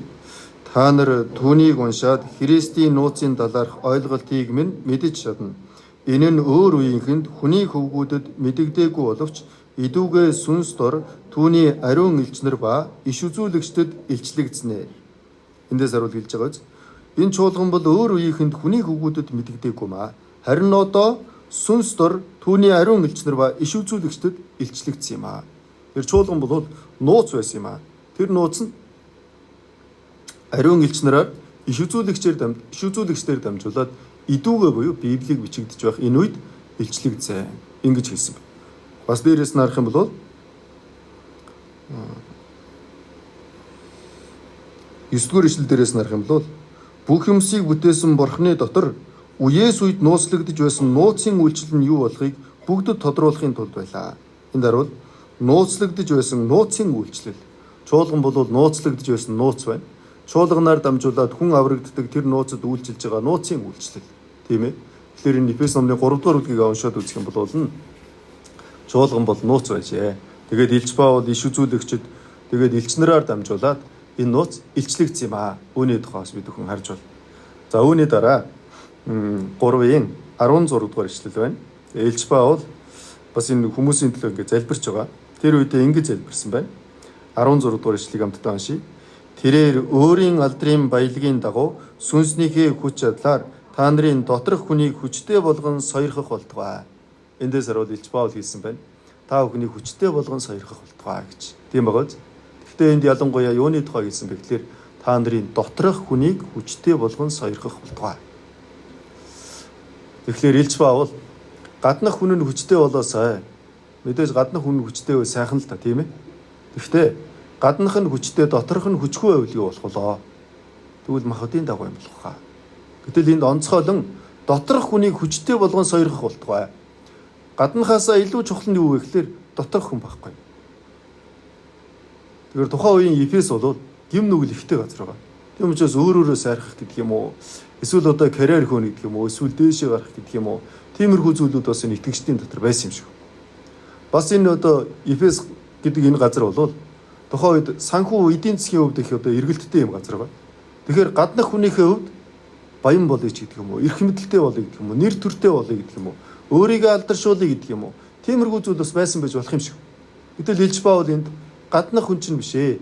Та нарын доторх хүн хүчтэй бай. Тийм ээ. Та бүхний насан дээр магадгүй доторх хүнээсээ илүүгээр гаднах хүнтэй анхаарал хандуулаад байж магадгүй юм шиг. Тийм учраас доторх хүн чинь хүчтэй байх болтугай гэж. Итгэлийн амьдралын мөрөөдөл та бүхэнд байгаа хаа. Мөрөөдөл.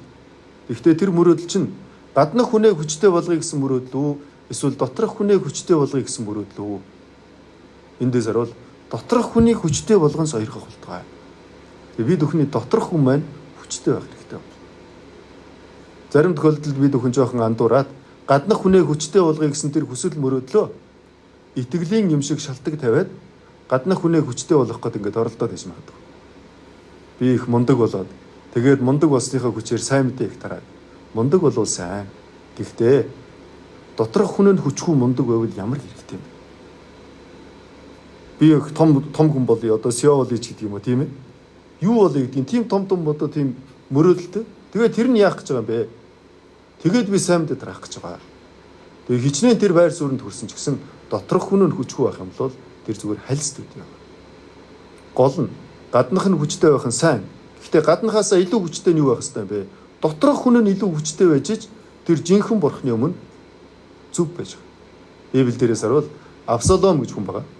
Давидын хүү Авсалом. Израильд Авсаломтой адилхан сайхан залуу байсангүй гэсэн. Гэтэл тэр Авсалом эцэст нь яадаг юм бэ? Нөгөө сайхан үснээсээ болоод үхэж байгаа шин. Гаднах хүн нь хүчтэй байсан байхгүй. Гаднах хүн нь нэр төртэй байсан баг. Аавынхаа эсрэг бүр бослог дэгдэх хэмжээний.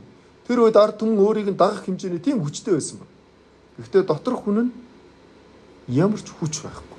Ямар ч хүчгүйгээр зогсохгүй. Авсаломыг өөхөх үед Давид тэгтлээ хөөсөн баг. Магадгүй аврагдаагүй байсан шиг.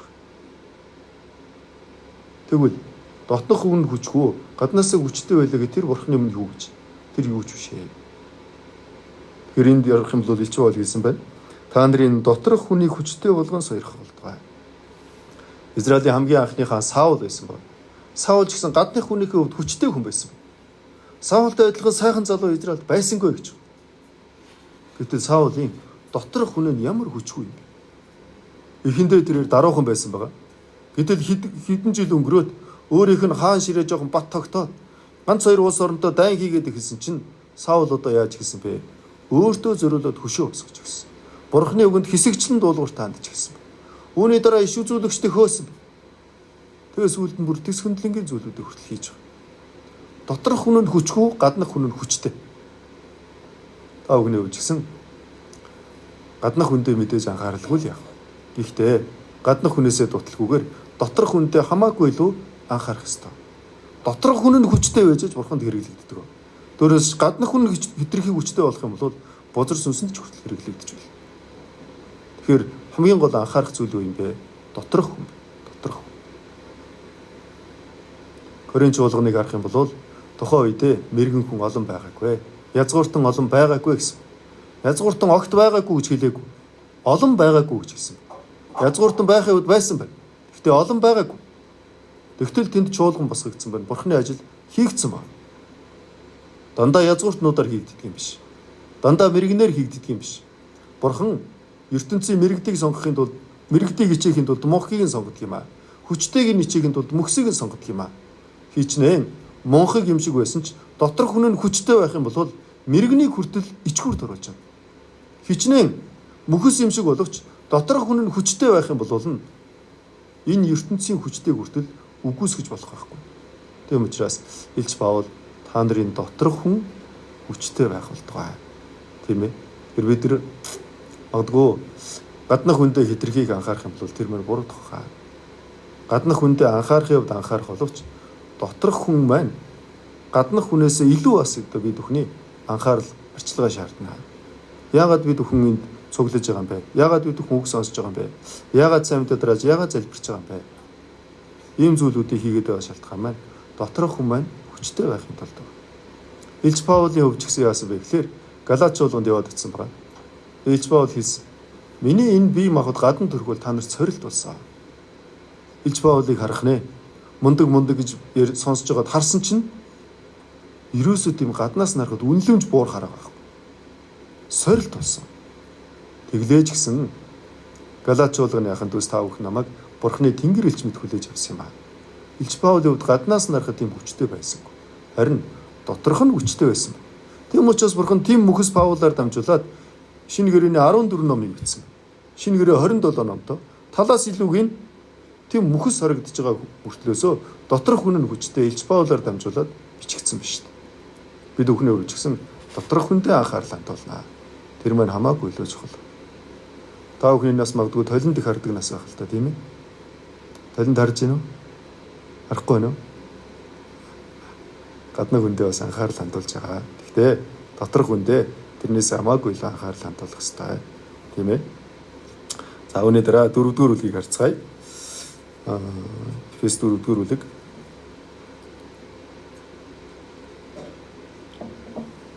За Эфес 4-ийн 1-р ишлэл байна. Хамтдаа уншийе. Иймд та нар дуудагдсан тэрхүү дуудлагада зүү зохистой явахыг эзний хоригдол би хичээнгүйлэн ятгая. За 4-р бүлгээс эхлээд юу гарч байгаа вэ гэхээр бодит амьдрал дээр хэрэгжүүлэх практик одоо талын зүйлүүд нь гарч байгаа. Тэгээд энэ 4-р бүлгийг уншаад үзэх юм бол ерөнхийд нь юу гэж бодоод уншиж үзүүлэх боломж юм байсан бэ гэхээр Бурхны өмнө зүү зохистой амьдрах гэж юу юм бэ? Аврагдсан хүн чуулган дотор зүү зохистой амьдрах гэж юу юм бэ? Үүнийг жоохон бодоод уншаад үзэх юм бол 4-р бүлийг ойлгоход бас нэлээд төхөмтэй байна. Тийм учраас зүү зохистой амьдраарай. 1-ээс 3-р бүлэг дээрээс нарах юм бол чуулган дотор нэгдмэл байх хэрэгтэй. Түүний тухай гарч байна. Тэгээд 4-өөс 6-р бүлэг дээрээс нарах юм бол энэ нэгдмэл байх шалтгаануудын тухай гарч байна. Яагаад бид бүхэн нэг байх ёстой юм бэ? 4-4 дээрээс нарвал та нар дуудлагынхаа нэг л найдвар дуудагдсны адил нэг бий болж нэг сүнс гэж. Тэгээд бид бүхэн аль хэдийн нэг болцсон юм аа.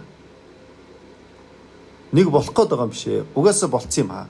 Тийм учраас нэг болсноо хамгаалаарай. Нэг болцсон учраас нэгдэх хэрэгтэй. Та бүхэн савн дотор ус хийгээ тавьчих тийм ээ. Тэр савн дотор хийсэн усыг хуваах гэдэг юм бол яах вэ? Хуваагдах болов? Дотор нь ямар нэгэн зүйл хийгээд хуваа гэх юм бол амархан хуваагдахгүй шүү дээ. Тийм биз? Яагаад вэ? Энэ савн дотор байгаа ус чинь аль хэдийн нэг болцсон байхгүй. Үүнтэй адилхан аврагдсан хүмүүс гэсэн аль хэдийн нэг болцсон юм аа. Тийм учраас хоорондоо нэгдэх тал дээр анхаарах хэрэгтэй. Үүний дараа 4-13 дугаар ишлэл байна. 4-13 хамтдаа уншийе. Бид бүгд итгэхүү ба Бурхны хүүг мэдхүү дор нэгдэх хүртлээр төлөвсөн хүн болтлоо. Христийн дүүрэл чанарын хэмжээнд хүртлээр ингэх ажээ. Итгэхүү ба Бурхны хүүг мэдхүү дор нэгдэх хүртлээр гэж. Тэгэхээр бид бүхэн нэгдэхийн тулд яах ёстой юм бэ? Итгэл нэг байх ёстой. Тийм биз? Өөрөөс нэгдэхийн тулд юу хэрэгтэй юм бэ? Бурхны хүүгийн тухай мэдж байгаа мэдлэг маань нэг байх ёстой юм аа. Итгэл, мэдлэг хоёр нэг байж нэгдэх юм аа. Ингэж хэлсэн. За, үүний дараа бид бүхний нэгдэхэд бас саад болдог зүйл байна. Тэр маань юу юм бэ гэхээр 2-р ишлэл дээрээс наруул ингэхдээ хайранд аливаа даруй дүлгүүн зангаар бие биенээ хүлцэн төвчиж гэж. Бид бүхний нэгдэхэд саад болдог зүйл бол ихэмсэг бардам зан шүү. Тийм учраас нэгдэхэд саад болдог зүйл бардамнал учраас бардамлаас зайлсхийгээрэй. Тэгээд энд юунд анхаарах вэ? Хэлсэн байна. Аливаа даруй дүлгүүн зангаар бие биенээ хүлцэн төвчиж гэж. Бид бүхэн нэгдэхийн тулд яах ёстой юм бэ? Зүрх сэтгэл маань даруй байна. Тэгэх юм бол бид бүхэн нэгдэх боломжтой юм аа. Даруй байдал дээр анхаарал хандуулах ёстой шүү. Ингэж хэлсэн. Тийм ээ. Үүний дараа бид бүхэн бас яагаад нэг байх ёстой юм бэ? Яагаад вэ гэхээр бузар сүнс хамгийн түрүүн үгүй хийхийг хүсэж байгаа зүйл бол чуулганы нэгдлийг үгүй хийхийг хүсэж байгаа. Коринт чуулганд бол олон асуудал байсан.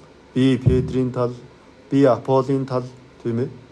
Би Паулын тал, би Есүс Христийн тал олон асуудал байсан. Тэгээ ингээ бүгдээрээ хагараад бутарчих юм бол яах вэ? Тэр чуулганаар дамжуулаад сайн мэдээ тарагдаад үнэхээр хэцүү. Орж ирчээд хүн одоо би ч одоо аль бараагцсан харьяалагдах вэ? Юу нөгөө аврал, бурхан, сайн мэдээ хинийх нь барагц орох уу? Тийм биш ээ. Тэр бол бузар сүнс тэр хүмүүсийг хагалаад бутаргаад байна. Тийм байж болохгүй. Есүс Христ хуваагдаагүй маа. Бурхан хуваагдаагүй. Хиний нэрээр баптизм хүртсэн бэ? Есүс Христийн нэрээр баптизм хүртсэн биз дээ. Бузар сүнсийн чуулганы нэгдлийг бодлохыг хүсдэг учраас бид өхөн магадгүй чуулган дотор хагарал гаргаж байна. Тэгвэл би бузар сүнсэнд сайхан хэрэглэгдээд явж байна гэж ойлгох гэдэг. Тийм учраас бид өхөн бузар сүнсний хүслийг биелүүлэхгүй төлөө энэ чуулгана тийм ээ ахан дүүстэйгээ бас нэг байх тал дээр анхаарах ёстой. Үүний дараа гэр бүл дотор ч гэсэн гэр бүлийн уур амьсгал нэгдвэл байх юм бол тэр дотор хүүхэд оюун санааны хувьд хэвийн өсөж байгаа. Гэтэл гэр бүл дотор байнгын маргаан байх юм бол хүүхдэд хичнээн хэцүү байх. Тийм биз? Үүнтэй адилхан чуулган буюу аврагдсан ахын дүүс хоорондоо нэг байлаа. Тэгэх юм бол тэр дотор шинээр аврагдж байгаа хүн ч гэсэн хэвийн сайхан өсөх боломжтой. Бас бид бүхэн яагаад нэгдэх ёстой юм бэ? Нэгдмэл байсан тэр газараар л амжиж бурхан ажилдаг. Тийм учраас бид бүхэн бурханы үйл хэргийн төлөө ч гэсэн нэгдэх ёстой. Тэгээд энэ 4-р бүлгийн төгсгөл хэсэг дээрээс нарах юм бол бид бүхний хаях ёстой зүйл болоод авах ёстой зүйлүүдийн тухай гарч байна. 25 дугаар ишлэл байна. За би доогонд уншиж өгье. Тиймд худал хуурамгийг хойш тавьж хүн бүр хөршдөө үнэнийг учир нь бид бие биендээ эрхтнүүд юм аа. Энд хаях ёстой зүйл нь юу юм бэ? Худал хуурмаг юм аа. Авах ёстой зүйл нь юу юм бэ? Үнэнийг ярих ёстой юм аа. Тийм ээ. Аврагдаад өнөөдрийг хүртэл итгэлээр амьдрагаа нэг мэдэрсэн зүйл юу вэ гэхээр аврагдахад хамгийн хэцүү хүн ямар хүн бэ? Худлаа ярьдаг хүн байна. Итгэлээрээ өсгөхөд хамгийн хэцүү хүн ямар хүн бэ? Худлаа ярьдаг хүн. Халамжлахад ч гэсэн хамгийн хэцүү хүн ямар хүн бэ? Худлаа ярьдаг хүн. Ирнэ хичээд ирдэггүй, ирээгүй шалтгаанаа өөрөөр хэлдэг, худлаа ярьдаг. Тийм ээ. Тэгэхээр бид бүхний хувьд ч гэсэн худлаа ярих юм бол яах вэ? Тийм зүйл бас хаяа байж болох юм аа. Энэ Эфес чуулганы аврагдсан хүмүүс төр чинь тийм хүн байна аа. Тэгвэл тэр худлаа ярьдаг одоо байлаа. Тийм ээ. Би нэг жоохон ичхүүртэй байдалд орчих вэ. Би эсвэл жоохон үнлэмж буучих вэ гэдэг ч юм. Тиймэрхүү байдлаар худлаа ярьснаасаа үнэнээ ярьсан хамаагүй дээрээ. Тийм ээ. Энэ худлаа ярихыг орхиороо гэсэн. 28 дээрээс нарах юм бол хулгайлсан нь цаашид бүү хулгайлаа. Хулгайлж болохгүй. Бас дээрээс нь хулгайлахыг орхиод яах ёстой юм бэ? Өөрийн гараараа бусдад өгөх юмтай байхын төлөө өөрийн гараараа сайныг үл зүтгэ. Энэ хулгай гэдэг зүйлийг ч гэсэн орхих хэрэгтэй. Тийм ээ. 29 дээрээс нарах юм бол амнаас чинь ямар ч ялзарсан үг битгий гаргая. Ямар ч хаяа бас бид бүхэн санамсаргүй тийм үг гаргаж магадгүй. Хаяа нэг ялзарсан үг гарч болно гэж хэлээгүй. Ямар ч ялзарсан үг битгий гаргая гэсэн. Харин оронд нь яах юм бэ? Бусдыг босгон байгуулахын төлөө тусдаа үг хэлье. Ингэж хэлсэн байна. Үүний дараа бас нэг аях ёстой зүйл юм бэ?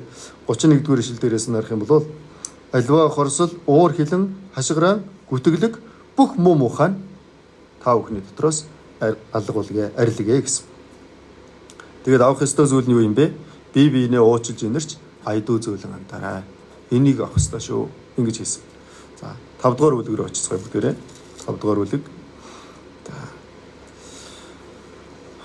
Эфес номны 5 дугаар бүлэг дээрээс харах юм бол ерөнхийдөө Христ бол чуулган бол Христийн сүйт үсгүй юм аа.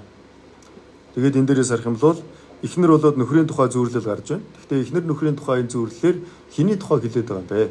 Чуулган болоод Христийн тухай хэлж өгч байна. Ингэж хэлсэн байна. За 31-ээс 32 дугаар ишлэл байна. Хамтдаа уншийе. Тиймээс эр хүн эцэг ихээ орхин эхнэртэйгээ нийлж хоёул нэг махбод болно. Энэ нууц нь агуу юм. Гэвч би Христ ба чуулганы тухайд ярьж байна. За ингээд хоорондоо эхнэр нөхөр хоёр нэг болдгоо. Үүнтэй адилхан Христ болоо чуулган хоёр нэг юм а гэсэн. Тийм ээ. Тэгээд эндээс харах юм бол нөхөр нь яадаг юм бэ? 25 дээрээс харуул Христ чуулганыг хайрлаа, түүний төлөө өөрийгөө өгсөний адил эхнэрүүдээ хайрлаа. Нөхөр нь эхнэрээ хайрладаг үстэй. Амархан жишээ биз? Үүнтэй адилхан Есүс Христос яадаг юм бэ? Чуулганыг хайрладаг юм аа. Хэр хэмжээнд хайрладаг юм бэ? Өөрийгөө өгсөн гэж. Есүс Христ өөрийнхөө амь насыг өгөх хэмжээгээр чуулганыг хайрладаг юм аа. Чуулганы гишүүн болох намайг ч гэсэн энэ хэмжээгээр хайрладаг юм аа. Ингэж хэлсэн байна. Тэгэхээр энэ нь юуны тухай хэлж байгаа юм бэ? 32 дээрээс харуул. Гэвч би Христ ба чуулганы тухай ярьж байна гэж. Тэгэхээр энэ чуулганыг Есүс Христ ямар их хайрладаг юм бэ? Үүний тухай хэлж байна. 26 дээрээс харуул ариусгасан гэж. 27 дээрээс харуул алдарт чуулган болгох гэсэн гэж. Тийм ээ. Сүйт үсгүүгээ үзэгсэнтэйгээр харахыг хүсэн шүү дээ. Үүнтэй адилхан чуулганыг алдарт чуулган болгох гэсэн. 29 дээрээс харуул тижээдэг гэж байна. Тэгээд халамжилдаг гэж байна. Өөрийнхөө биетэй адилхан үздэг гэж. Тийм байгаа биз? Тэгээд эр хүн эцэг ихээ орхиод их нэртэйгээ нийлдэгэ гэж. Есүс Христ ч гэсэн өөрийгөө орхиод бид бүхэнтэй нэг болсон баг. Өөрийгөө өгсөн. Тэгээд бас дээрээс нь яадаг вэ? Есүс Христийн чуулганаар дамжуулаад бүх нууцудаа бид бүхэнд хэлдэг. Үүний тухай хэлсэн байна. Үүний дараа 6 дугаар бүлэг байна. За 6 дугаар бүлэг дээрээс харах юм бол Христэд итгэж хүн энэ нийгэмтэй хэрхэн харилцах юм бэ? Бас дээрээс нь энэ ертөнцтэй хэрхэн харилцах юм бэ? Үүний тухай хэлсэн байгаа. За тэгээд 10 дугаар ишлэл дээрээс нь ихлээд харах юм бол эцэст нь эзэн ба түүний хүч чадлын авууга хүчтэр хүчтэй байх тун гэж. Тэгээд эцэст нь юу хэлж байгаа юм бэ? Хамгийн эцэст нь дүгнээд юу хэлж байгаа юм бэ? Та нар хүчтэй байгаарай. 11 дээрээс харуул.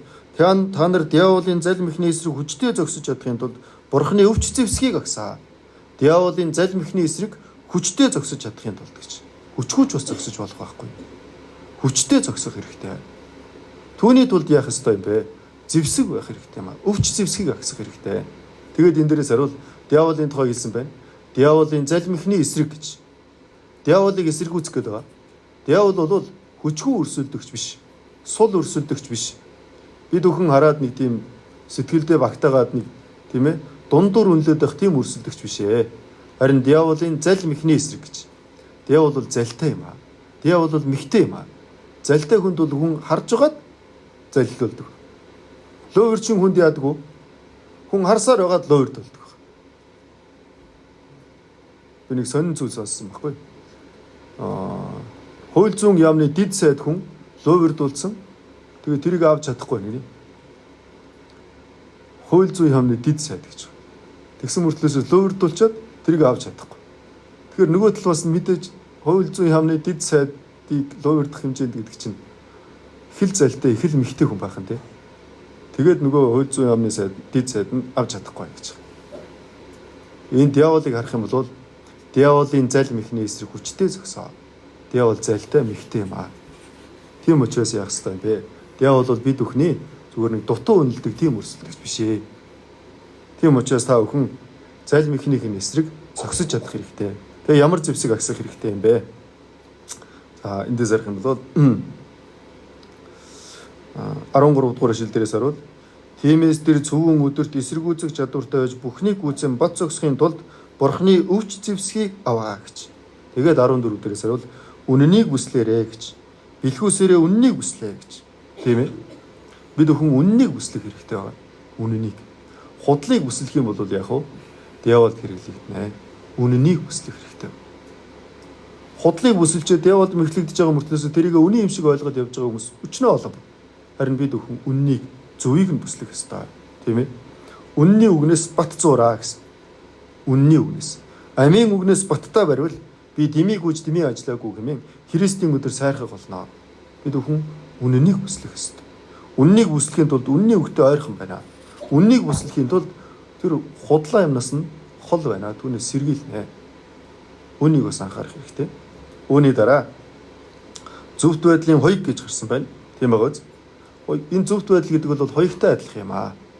Гэхдээ бид өхөн өөрийнхөө зөвхт байдлаар зогсох юм бол бүдрэх байхаа. Исая 64-ийн 6 дээрээс харуул хамаг зөвхт байдлууд нь бохир хувцастай адилхан гэсэн. Бидний зөвхт байдал бол Бурхны үн бохир хувцастай адилхан. Тэр зөвхт байдлын хоёг. Есүс Христийн зөвхт байдал. Бурхны надад өгсөн зөвхт байдал. Есүс Христээр дамжиж надад ирж байгаа зөвхт байдал. Түүнийг өмснөө. Тэгжээс тэр хүн хоёртой юм шиг байж байна.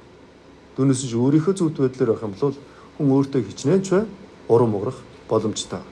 Харин Есүс Христийн зөвхт байдал. Тийм биз? Үүний дараа сайн мэдээний бэлэн байдлыг хөлдөө өмсөө гэсэн. Сайн мэдээний бэлэн байдлыг хөлдөө өмс. Сайн мэдээ. Бид өхний энэ ертөнцийн амьдарч байгаа шалтгаан юу юм бэ? Өгөж чадахгүй болохоор амьдраад байгаа юм уу? Бид өхний энэ ертөнцийн амьдраад байгаа шалтгаан юу юм бэ? Би өөхөхгүй харин амьдрах өгөөд эзний үлсийг тунхаглах болно гэсэн.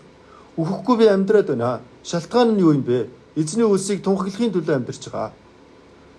Бурхан бид бүхнийг аварч өгсөн эцсийн зорилго нь деваачнд аваачих байсан бол бид бүхэн аврагдангуудаа шууд л явчих хэрэгтэй. Тийм биз? Бид бүхнийг аварч өгсөн зорилго бол деваачнд очих хэмжээгээр зогсохгүй. Бид бүхэнд аврал ба алдрыг өгнө гэсэн. Алдаршихын тулд яах ёстой юм бэ? Сайн мэдээний төлөө зовно. Иргэн тойронд маань байгаа хүмүүс бас бид бүхнийг харж байгаа. Би ч гэсэн хин нэгнээр дамжуулаад аврагдсан шиг надаар дамжуулаад хин нэгэн аврагдах юм ба. Тийм учраас сайн мэдээний бэлэн байдлыг хүлдээ өмсөө гэсэн байна. Үүний дараа итгэлийн бамбаа гэж гарсан байна. Тийм багаз. Бамбаа гэдэг бол яад юм бэ? Ирж байгаа сумыг хааж өгдөг. Гэхдээ энэ 16 дээрээс наруул энэ бүгд дээр ёрын муу нэгний бүх галт сумыг унтрааж чадах итгэлийн бамбаа гэж. Тийм байна уу? Энэ бамбаа юунд одоо хэрэгтэй вэ гэхээр галтаа сумыг хаахад хэрэгтэй бамбаа гэж. Бузар сүнс бид бүхнөрөө зориулаад бамбаа сум харавдаг ба. Тэр сум нь зүгээр нэг сум гэж хэлээгүй галтаа сум гэсэн. Галтаа сумд орогдох юм бол сумнаасаа илүүгээр гал нь хор гөнөд очруулдаг баг. Яагаад вэ? Нөгөө гал чинь тардаг байхгүй. Тийм учраас тэрийг унтрааж чадах итгэлийн бамбаа хэрэгтэй гэж. Тэгээ бузар сүнс бид бүхнөрөө харавдаг сумнууд ямар сумыг харавах юм бэ? Бид бүхэнд авралын эргэлзээ гэдэг сумыг өгдөг. Тэр сум нь галтаа. Авралдаа нэг эргэлзээд эхлэх юм бол тэрэндээ эргэлзэж явсараад нөгөө авралын эргэлзээ чинь цаашаа тарсаар байгаа тэр хүнийг итгэгч одоо хүний хувьд амьдрахад амаргүй болгодог. Итгэгч биш юм шиг амьдрахад ч гэсэн хөргөдөг. Тэр бол бузар сүнсний өгдөг галтаа сум. Бид өгөнд бас янз бүрийн санаа зовлыг өгдөг байгаа. Тэр ч гэсэн бас галтаа сум ба. Хичнээн том манан байсан ч гэсэн уснуудыг нь бүгдийг нь цуглуулах юм бол нэг жоохон стакан ус болж байгаа. Тийм жоохон уснаас тийм том манан үүсдэг. Жижигхэн асуудлаас болоод маш том санаа зовлон бий болдог. Эхэндээ яана би ч одоо ингэж амьдарч байгаад ингэх юм биш үстэй. Ирээдүйд тухай санаа зовлоо. Тэр нь хойшлоо яах вэ гэхээр энэ галтаа сум галан тардагтай адилхан бид бүхний зүрх сэтгэл тараад тэр хүнийг амьдрахын аргагүй байдалд бас хүргэж болно. Тийм ээ. Бас дээрээс нь янз бүрийн шунал байж болно. Эд хөрөнгөний шунал, эсрэг гүйсний шунал, нэр төрийн шунал. Ийм янз бүрийн шунлаасаа болоод хүн бас яах вэ гэхээр ихэндээ жаахан шунал. Гэтэ тэр нь явсаар гад нөгөө галан тардагтай адилхан бид бүхэнд ч гэсэн тарж бас болно. Бас бид бүхэнд уур хилэнгийн одоо тийм галтаа сум өгч болно. Нэг удаа уурлаа булчих шиг боллоо. Дараагийн удаа уурлаад байвал болчих юм шиг санагддаг ч юм. Тийм ээ. Бас дээрээс нь мөнгөний уруу татлага. Янз бүрийн гим нүглийн уруу татлага. Бас дээрээс нь эргэн тойронд мөр байгаа таарамжгүй хүмүүс. Тэр хүмүүсээс болж надад дээр байдаг сорилтууд. Энэ зүйлүүд ч гэсэн бас бид бүхний итгэлийн амьдралд галтаа сум байж болно. Тэрийг хааж чадах итгэлийн бамбаа хэрэгтэй. Тийм ээ. Түүний дараа 17 дээрээс нь хэлсэн байна. Авралын дуулаг болон бурхны үг болох сүнсний сэлэм. Авралын дуулаг гэсэн. Аврал маань баттай байна. Миний аврал баттай гэсэн итгэл байна. Энэ бол дуулагтай адилхан байна. Дуулаг гэдэг бол толгоондоо одоо өмсдөг зүйл байна. Хичнээн биеийн нэрүүд байсан ч гэсэн толгойг нь гимтээчих юм бол бие нь ямар ч хэрэггүй. Үүнтэй адилхан хичнээн сүмд яваад байгаа мөртлөөсөө авралд нь эргэлзээ үүсэх юм бол авралын дуулаг байхгүй байх юм бол тэр хүн үнэхээр одоо хэцүү байдалд орж байна. Толгойн гимцэнтэй адилхан байдалд орж байна. Түүнээс нь тийм учраас авралын баталгаа гэдэг бол үнэхээр чухал зүйл байна. Бас дээрээс нь сүнсний сэлэмээ гэсэн. Тийм байгаа биз? Сэлэм нь бол сэлэм байгаа. Гэхдээ юуны сэлэм бэ? Сүнсний буюу ариун сүнсний сэлэмээ гэсэн. Ариун сүнс бол мундагдан баатар. Гэтэл нөгөө мундагдан баатар чинь сэлэмгүй байх юм бол яах вэ? Хамгаалаад байгаа мөртлөөсөө довтолж чадахгүй шүү дээ. Тийм учраас миний дотор байгаа ариун сүнс бол үнэхээр юг дийлэх боломжтой байгаа. Гэтэл үг нь байхгүй бол яах вэ? Сэлэмгүй баатартай адилхан гэсэн. Тийм учраас бурхны үгийг би сонсноо. Бурхны үгийг би уншнаа. Бурхны үгийг би цээжилнэ. Энэ бол сэлэмтэй адилхан. Бас дээрээс нь үргэлжлүүлээд энэ юуны тухай ярьсан бэ? Төгсгөлд нь ингээд залбираарай гэж, тийм ээ? Залбирлын гуйлтыг хэлсэн. Тэгэхээр бурхны туслалцаа үргэлжид байх ёстой. Аврагдсан хүмүүс ч гэсэн бие биенээ үргэлж тусалж өгөх ёстой. Үүний тухай хэлсэн байна. Хамтдаа залбирцгаая. Биднийг хайрлаж аварж өгсөн бурхан минь баярлалаа. Чуулган дотор нөхөрлөл дотор байхаар удирдах өгч байгаа талархаж байна. Толгой өхөн залбирж байгаа хүн нэг үрдээ бурхантай хамт байж удирдах өгөөрэй. Бурхны сайн даалал бид бүхнээр дамжуулан биелэгдэхэд та тусалж удирдноо. энэ цагт хамт байж өгсөн Бурхантай талархаж биднийг хайрладаг Есүс Христийн нэрээр залбирлаа. Аминь.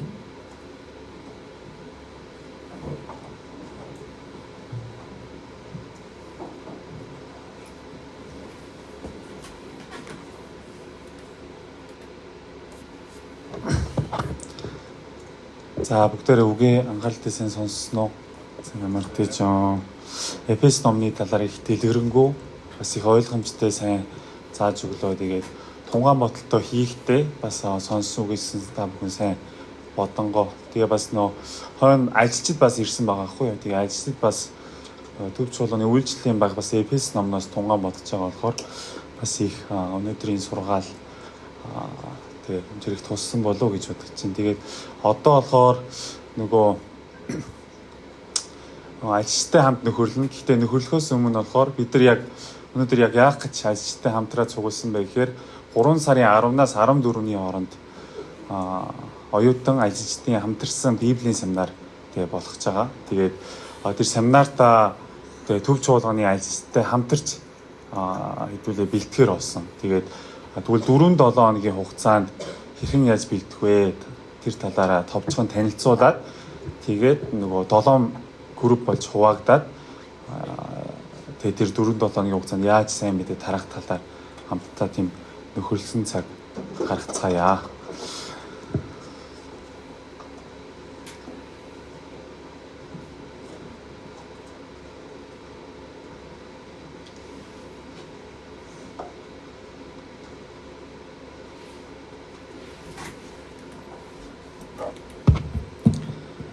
За юу харагдаж байгаа юм болов? За. Ямар ч оюутан ажилчдын Библийн семинар гээд за хизээнээс хэдний оронд болох вэ гэхээр 25-ны 3 сарын 10-наас 14-ний оронд төв чуулганы их танхимд болно. Тэгээд үгийг олохоор оюутны хэсгийг хариуцж байгаа Цангжун пастор үг орноо. За тэгээ бэлтгэл нь болохоор за 2 сарын 11-ээс 3 сарын 9 хүртэл тэгээ маргаашнаас эхлэн гэсэн. Тэгээ ингэж хэдүүлээ хамт бэлдэнэ. За тэгээд өнгөрсөн 7 хоногт үзүүлсэн шүү дээ тий. Гидеон ба 300 дайчин гэсэн яг энэ сэдвийн дор хэдүүлээ хамтдаа 4-7 хоногт хамтдаа бэлдэнэ. Тэгээд ерөнхийдөө 300 хүний эсрэг 135 мянган цэрэг байсан байгаа. Яг тэр дайн болж байгаа талаар шүүгчд 7 дугаар бүлэг дээр гарч байгаа байхгүй юу. Тэгээд ерөнхийдөө манай 7 группийн их сургуульд суралцж байгаа оюутнуудын тог бас бодоод үзсэн чинь ойролцоо юм байлээ. Ерөнхийдөө нэг 100 тий. Гэтэ яг бид хэдийн цугласан байгаа тоо болохоор нэг одоо нэг ойролцоогоор 150 орчим байгаа даа байхгүй юу. Тэгэхээр нэг ойролцоо дайн болох юм шиг санагдчихээн. За. Тэгээ мэдгүй тий. Мэдгүй байгаа хүмүүс болохоор тий. Энд нөгөө шинээр аврагдаад удаагүй хүмүүс бас ирсэн байгаа шүү дээ. Тэгээ мэдгүй байгаа хүмүүс нь болохоор Гидеоны талаар сайн мэдгүй хүмүүс болохоор шүүгчид 6-аас 8 дугаар бүлгээ бас уншаад тэгээ хамтдаа бэлдвэл илүү ойлгомжтой байх. Энэ болохоор нөгөө төв чуулганы залуучуудыг юу хийсэн? Кино хийсэн байхгүй юу? Тэгээ энийг бас хэдүүлээ үзнэ. Тий. Семинарын нөгөө өмнөх 7 хоног цагаан сарын үгээр тавьж өгөх юм дээ. Тэгэхээр бас хамтдаа үзье за. За. Тэгээ бурхан яг Гидеонд юуг ингэж тушаасан бэхээр хамгийн түрүүнд болохоор хиймэл шүтэнэ зээлуулаа. Баал болон Ашерагийн шон устгаа гэд тэр тушаалыг ингэж буулгадаг байхгүй. Тэгээ дайны эхлэл нь угаасаа ариун байдал байх штэ. Тэгээ угаасаа бидний үеийн Баал Ашера юу вэ гэж бодоод үзэхээр угаасаа нэг жижигхэн гар утаснаас бүх юм эхэлж байгаа штэ. Тийм болохоор семинарын 4-7 хоногийн хугацаанд гар утасны хэрэглээг ингээ багасгая гэд тийм минут зааж өгсөн. Тий. Энэ бараг те энэ гар утас нь яг тухайн хүний яг эд эрэхтэнд болцсон ингээ бараг те наалтастай байгаад байгаа шүү дээ. Тийм болохоор бид нар яг семинартаа үнэхээр хичээнгүйлэн сайн бэлдээд олон сүнснүүдийг аврыг ивэл тэгэхээр энэ гар утсаа өөрийнхөө гараас ингээд тавьж орхих хэрэгтэй болов уу гэж бодогдсон л доо. За тэгээд тэгээ эхний 7 хоногт болохоор 50 минут, хоёр дахь 7 хоног 40, тэгээ 30, 20 минут болгож багасгаад хэдүүлээ хэрэглэх юм. гар утсаа. Тэгээ энэ 50 минутанд юу бол багтахгүй. Одоо хичээлээ хийх шаардлагатай ч юм уу. Одоо Библийг магадгүй унших ч юм уу, үг сонсох тэр минут бол орохгүй. Дан ганц нөгөө хий дими цаг зав одоо би цагаа зарцуулдаг тэр минутаа багасъя гэж байгаа байхгүй юу. Тэгээд энийг яах вэ гэхээр ингэж бодохоор угаасаа амархан байгаа сте. Тий албаар тийм хэцүү бүр ингээ 10 минут ч юм уу тийм бол болгоогүй байгаа л та. Тий тийм болохоор тий ямар ч тий гар утасны хэрэглээг багасгаад семинартаа илүү жоохон ариун стилээр хамтдаа ингээ бэлдэх юм бол болох болов уу гэж боддог чинь. Тэгээ энийг яах вэ гэхээр 10:30-аас өмнө та бүхэн нөгөө нэг угаасаа бид нэр сүнслэг өршлөлтөн дээр хийжсэн шүү дээ. Нөгөө юу лээ? Screen time билүү. Тэр нөгөө тухайн өдөр би утсандаа хэрэг одоо цаг зарцуулсан бай гэдэг юмнууд нь гарч ирнэ шүү дээ. Тэгээ тэрийг скриншот хийгээд тухайн нөгөө 7 групп болж хуваагдсан байгаа шүү дээ. Тэр групп руу оруулж өгье. Тэгээд төлөөлөгч нь нэгтгээд тэрийг одоо уянгаа ихч рүү тэг явуулж өгөх болно. Тэгээ тийм болохоор гар утсаа хэдүүлээ ингэж багасгаад хийгэлнэ. За хоёрдугаарт болохоор юу вэ гэхээр айж байгаа хүмүүс цэргүүд болохоор буцаа гэж яг тийм тушаалаа буулгадаг. Тийм болохоор тухайн цугларсан цэргүүдээс айж байгаа хүмүүс болохоор гэрлүүгээ ингээ буцдаг байгаа. Тэгээд бид нар яг юунаасаа болж хийх байдаг вэ гэхээр дайсны цэргүүд нь манай цэргүүдээс ингээд олон байгаад байгаа болохоор ингээ айгаад байгаа шүү дээ. Тэгэх юм бол эсрэгээрээ ингээд айхгүй байх арга нь юу гэхээр бид нар ингээ олуулаа байхад болох юм байна да гэсэн тийм бодол төрсэн байхгүй юу. Тэгэхээр яаж бид нар айцаа таван тулаад хамтдаа сайн мэдээ тарах вэ гэхээр ингэж хамтдаа захиа бичих юм. За энэ болохоор жишээгээр нэг тайлбарлаад өгөх юм бол оюутны үйлчлэлийн багийнхан саяхан нөгөө Мишель их аав нөгөө үг сонсон байхгүй. Тэгээд бид нар үйлчлэлийн багийнхан хамт тийм Мишель их аав зориулаад нөгөө захиа битсэн юм үрхүү байдлаар.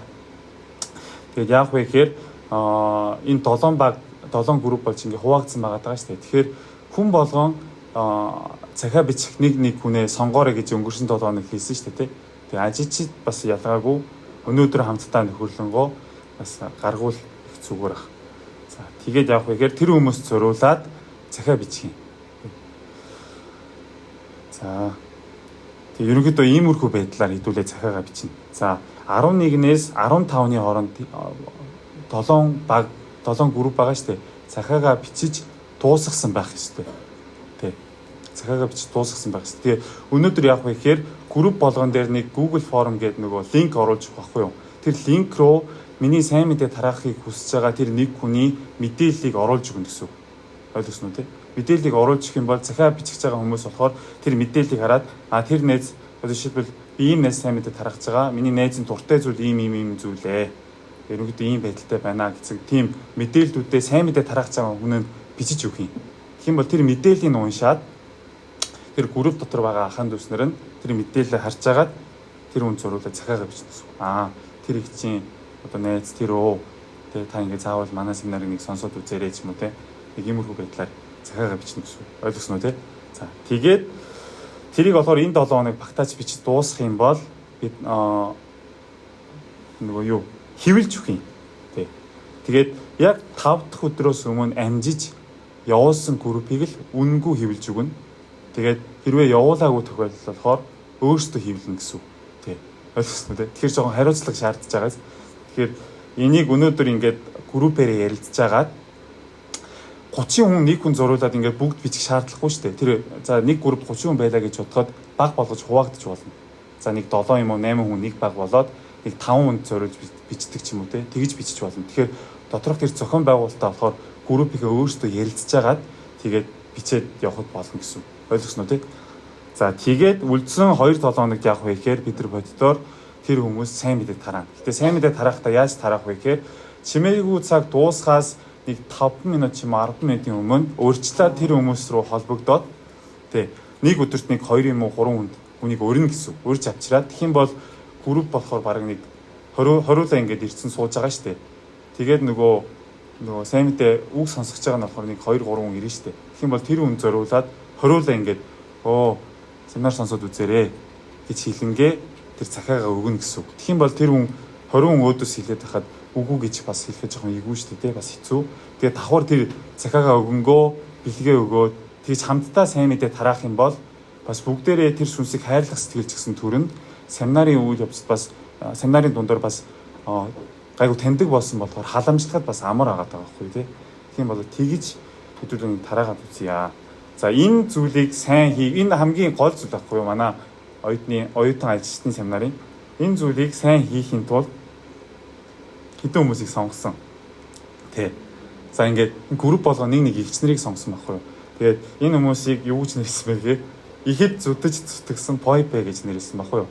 Тэгээ Ром 16-гийн 1 дээр гарч байгаа. Паул. Тэгээ энэ Пойпе яг юу хийсэн бэ гэхээр нөгөө Ром ном байгаа шүү дээ. Тэрийг Ром чуулган руу зөөх тэгээ илгээх тэр үүргийг энэ ихч хийсэн байхгүй юу. Тэгэхээр энэ 7 ихч. Тэгээ одоо шилбэл за мэдж байгаа юу өөртөө? Мэдж байгаа тий. Тэгээ хийсэн баха. За тий одоо за энэ жишээ нь харах юм бол тий буян жаргал байна тий. Тэгээд чанцаа байна. Тэгээ энэ хүмүүс тий хулан байна. Энэ хүмүүс яах вэ гэхээр тэр хүмүүсээ шахах ёстой. За захаага бичсэн үү? Газ бичээрэй гэд шахаад надад болохоор 5 дахь юм уу хагасанаас өмнө флашинд бүх группийн хүмүүсийн захааг бичээ те.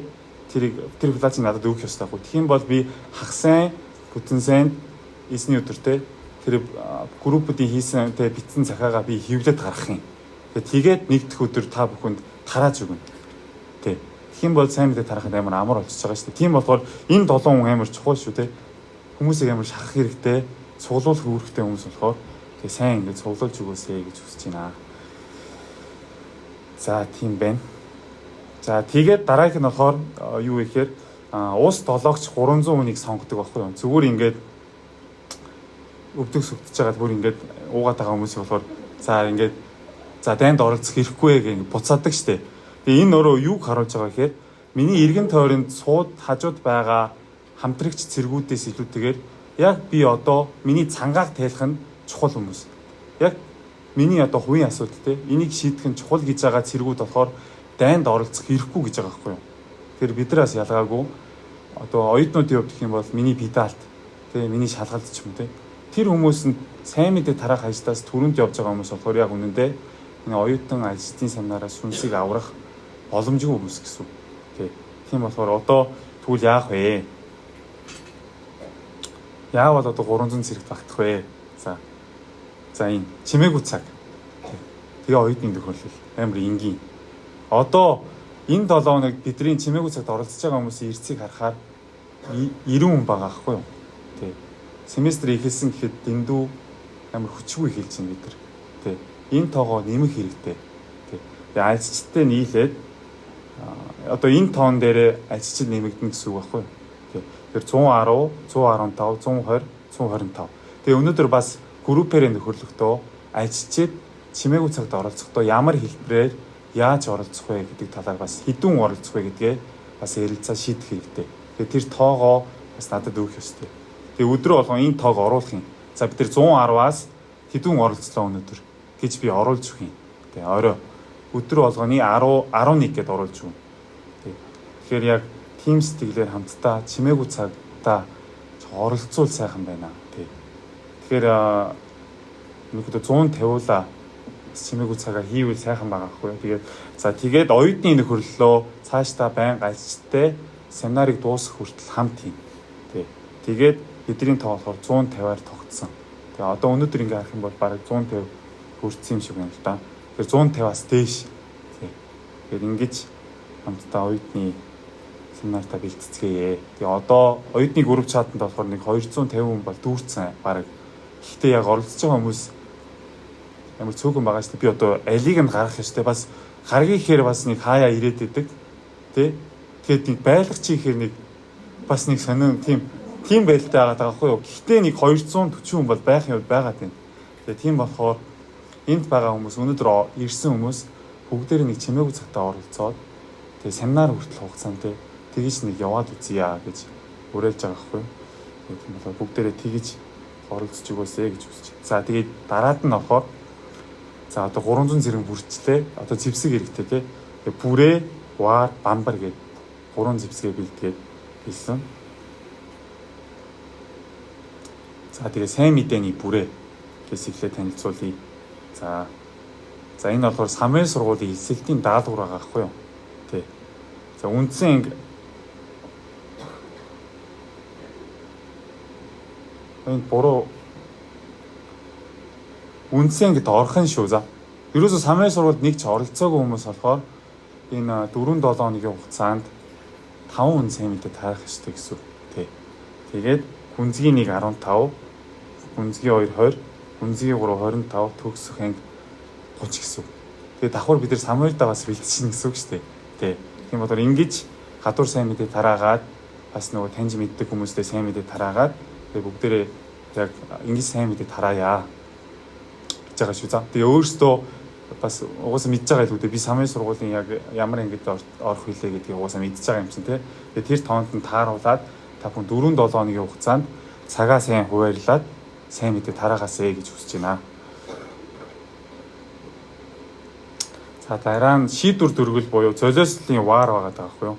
Тэгээ энэ болохоор манай нөгөө оюутны семинарын өргөл байгаа. Тэгээ оюутнууд бол аль хэдийн гаргацсан өнгөрсөн 7 хоногт одоо энэ дээр манай ажилчид маань өнөөдөртөө ирсэн юм чинь.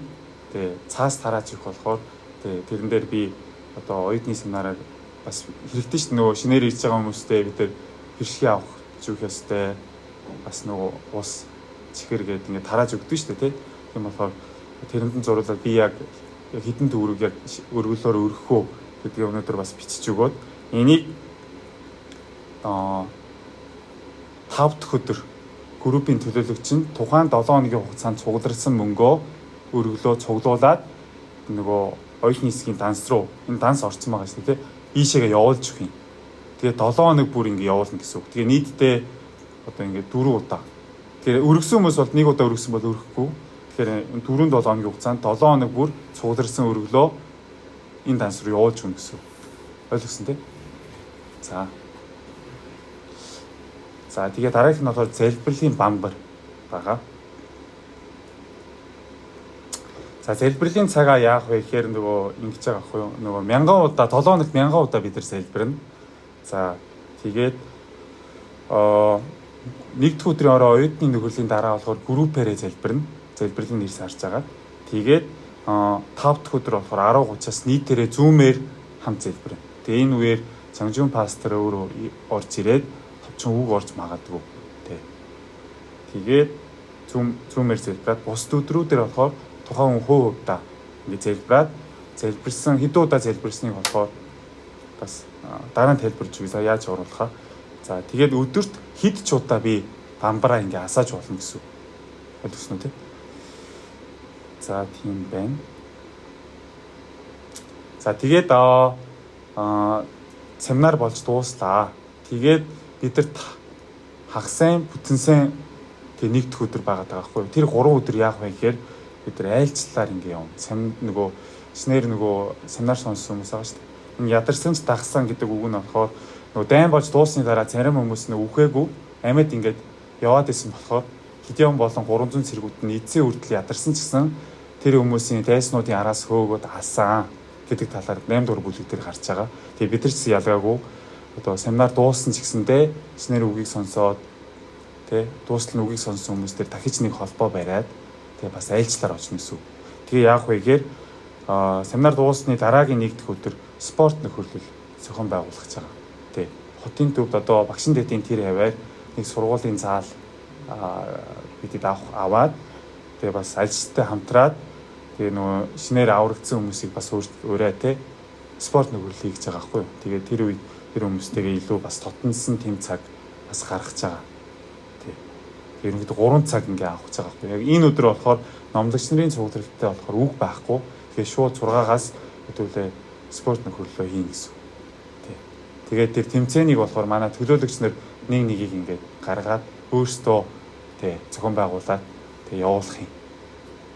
Тэ ойлгосон тий. За тэгээд ямар ч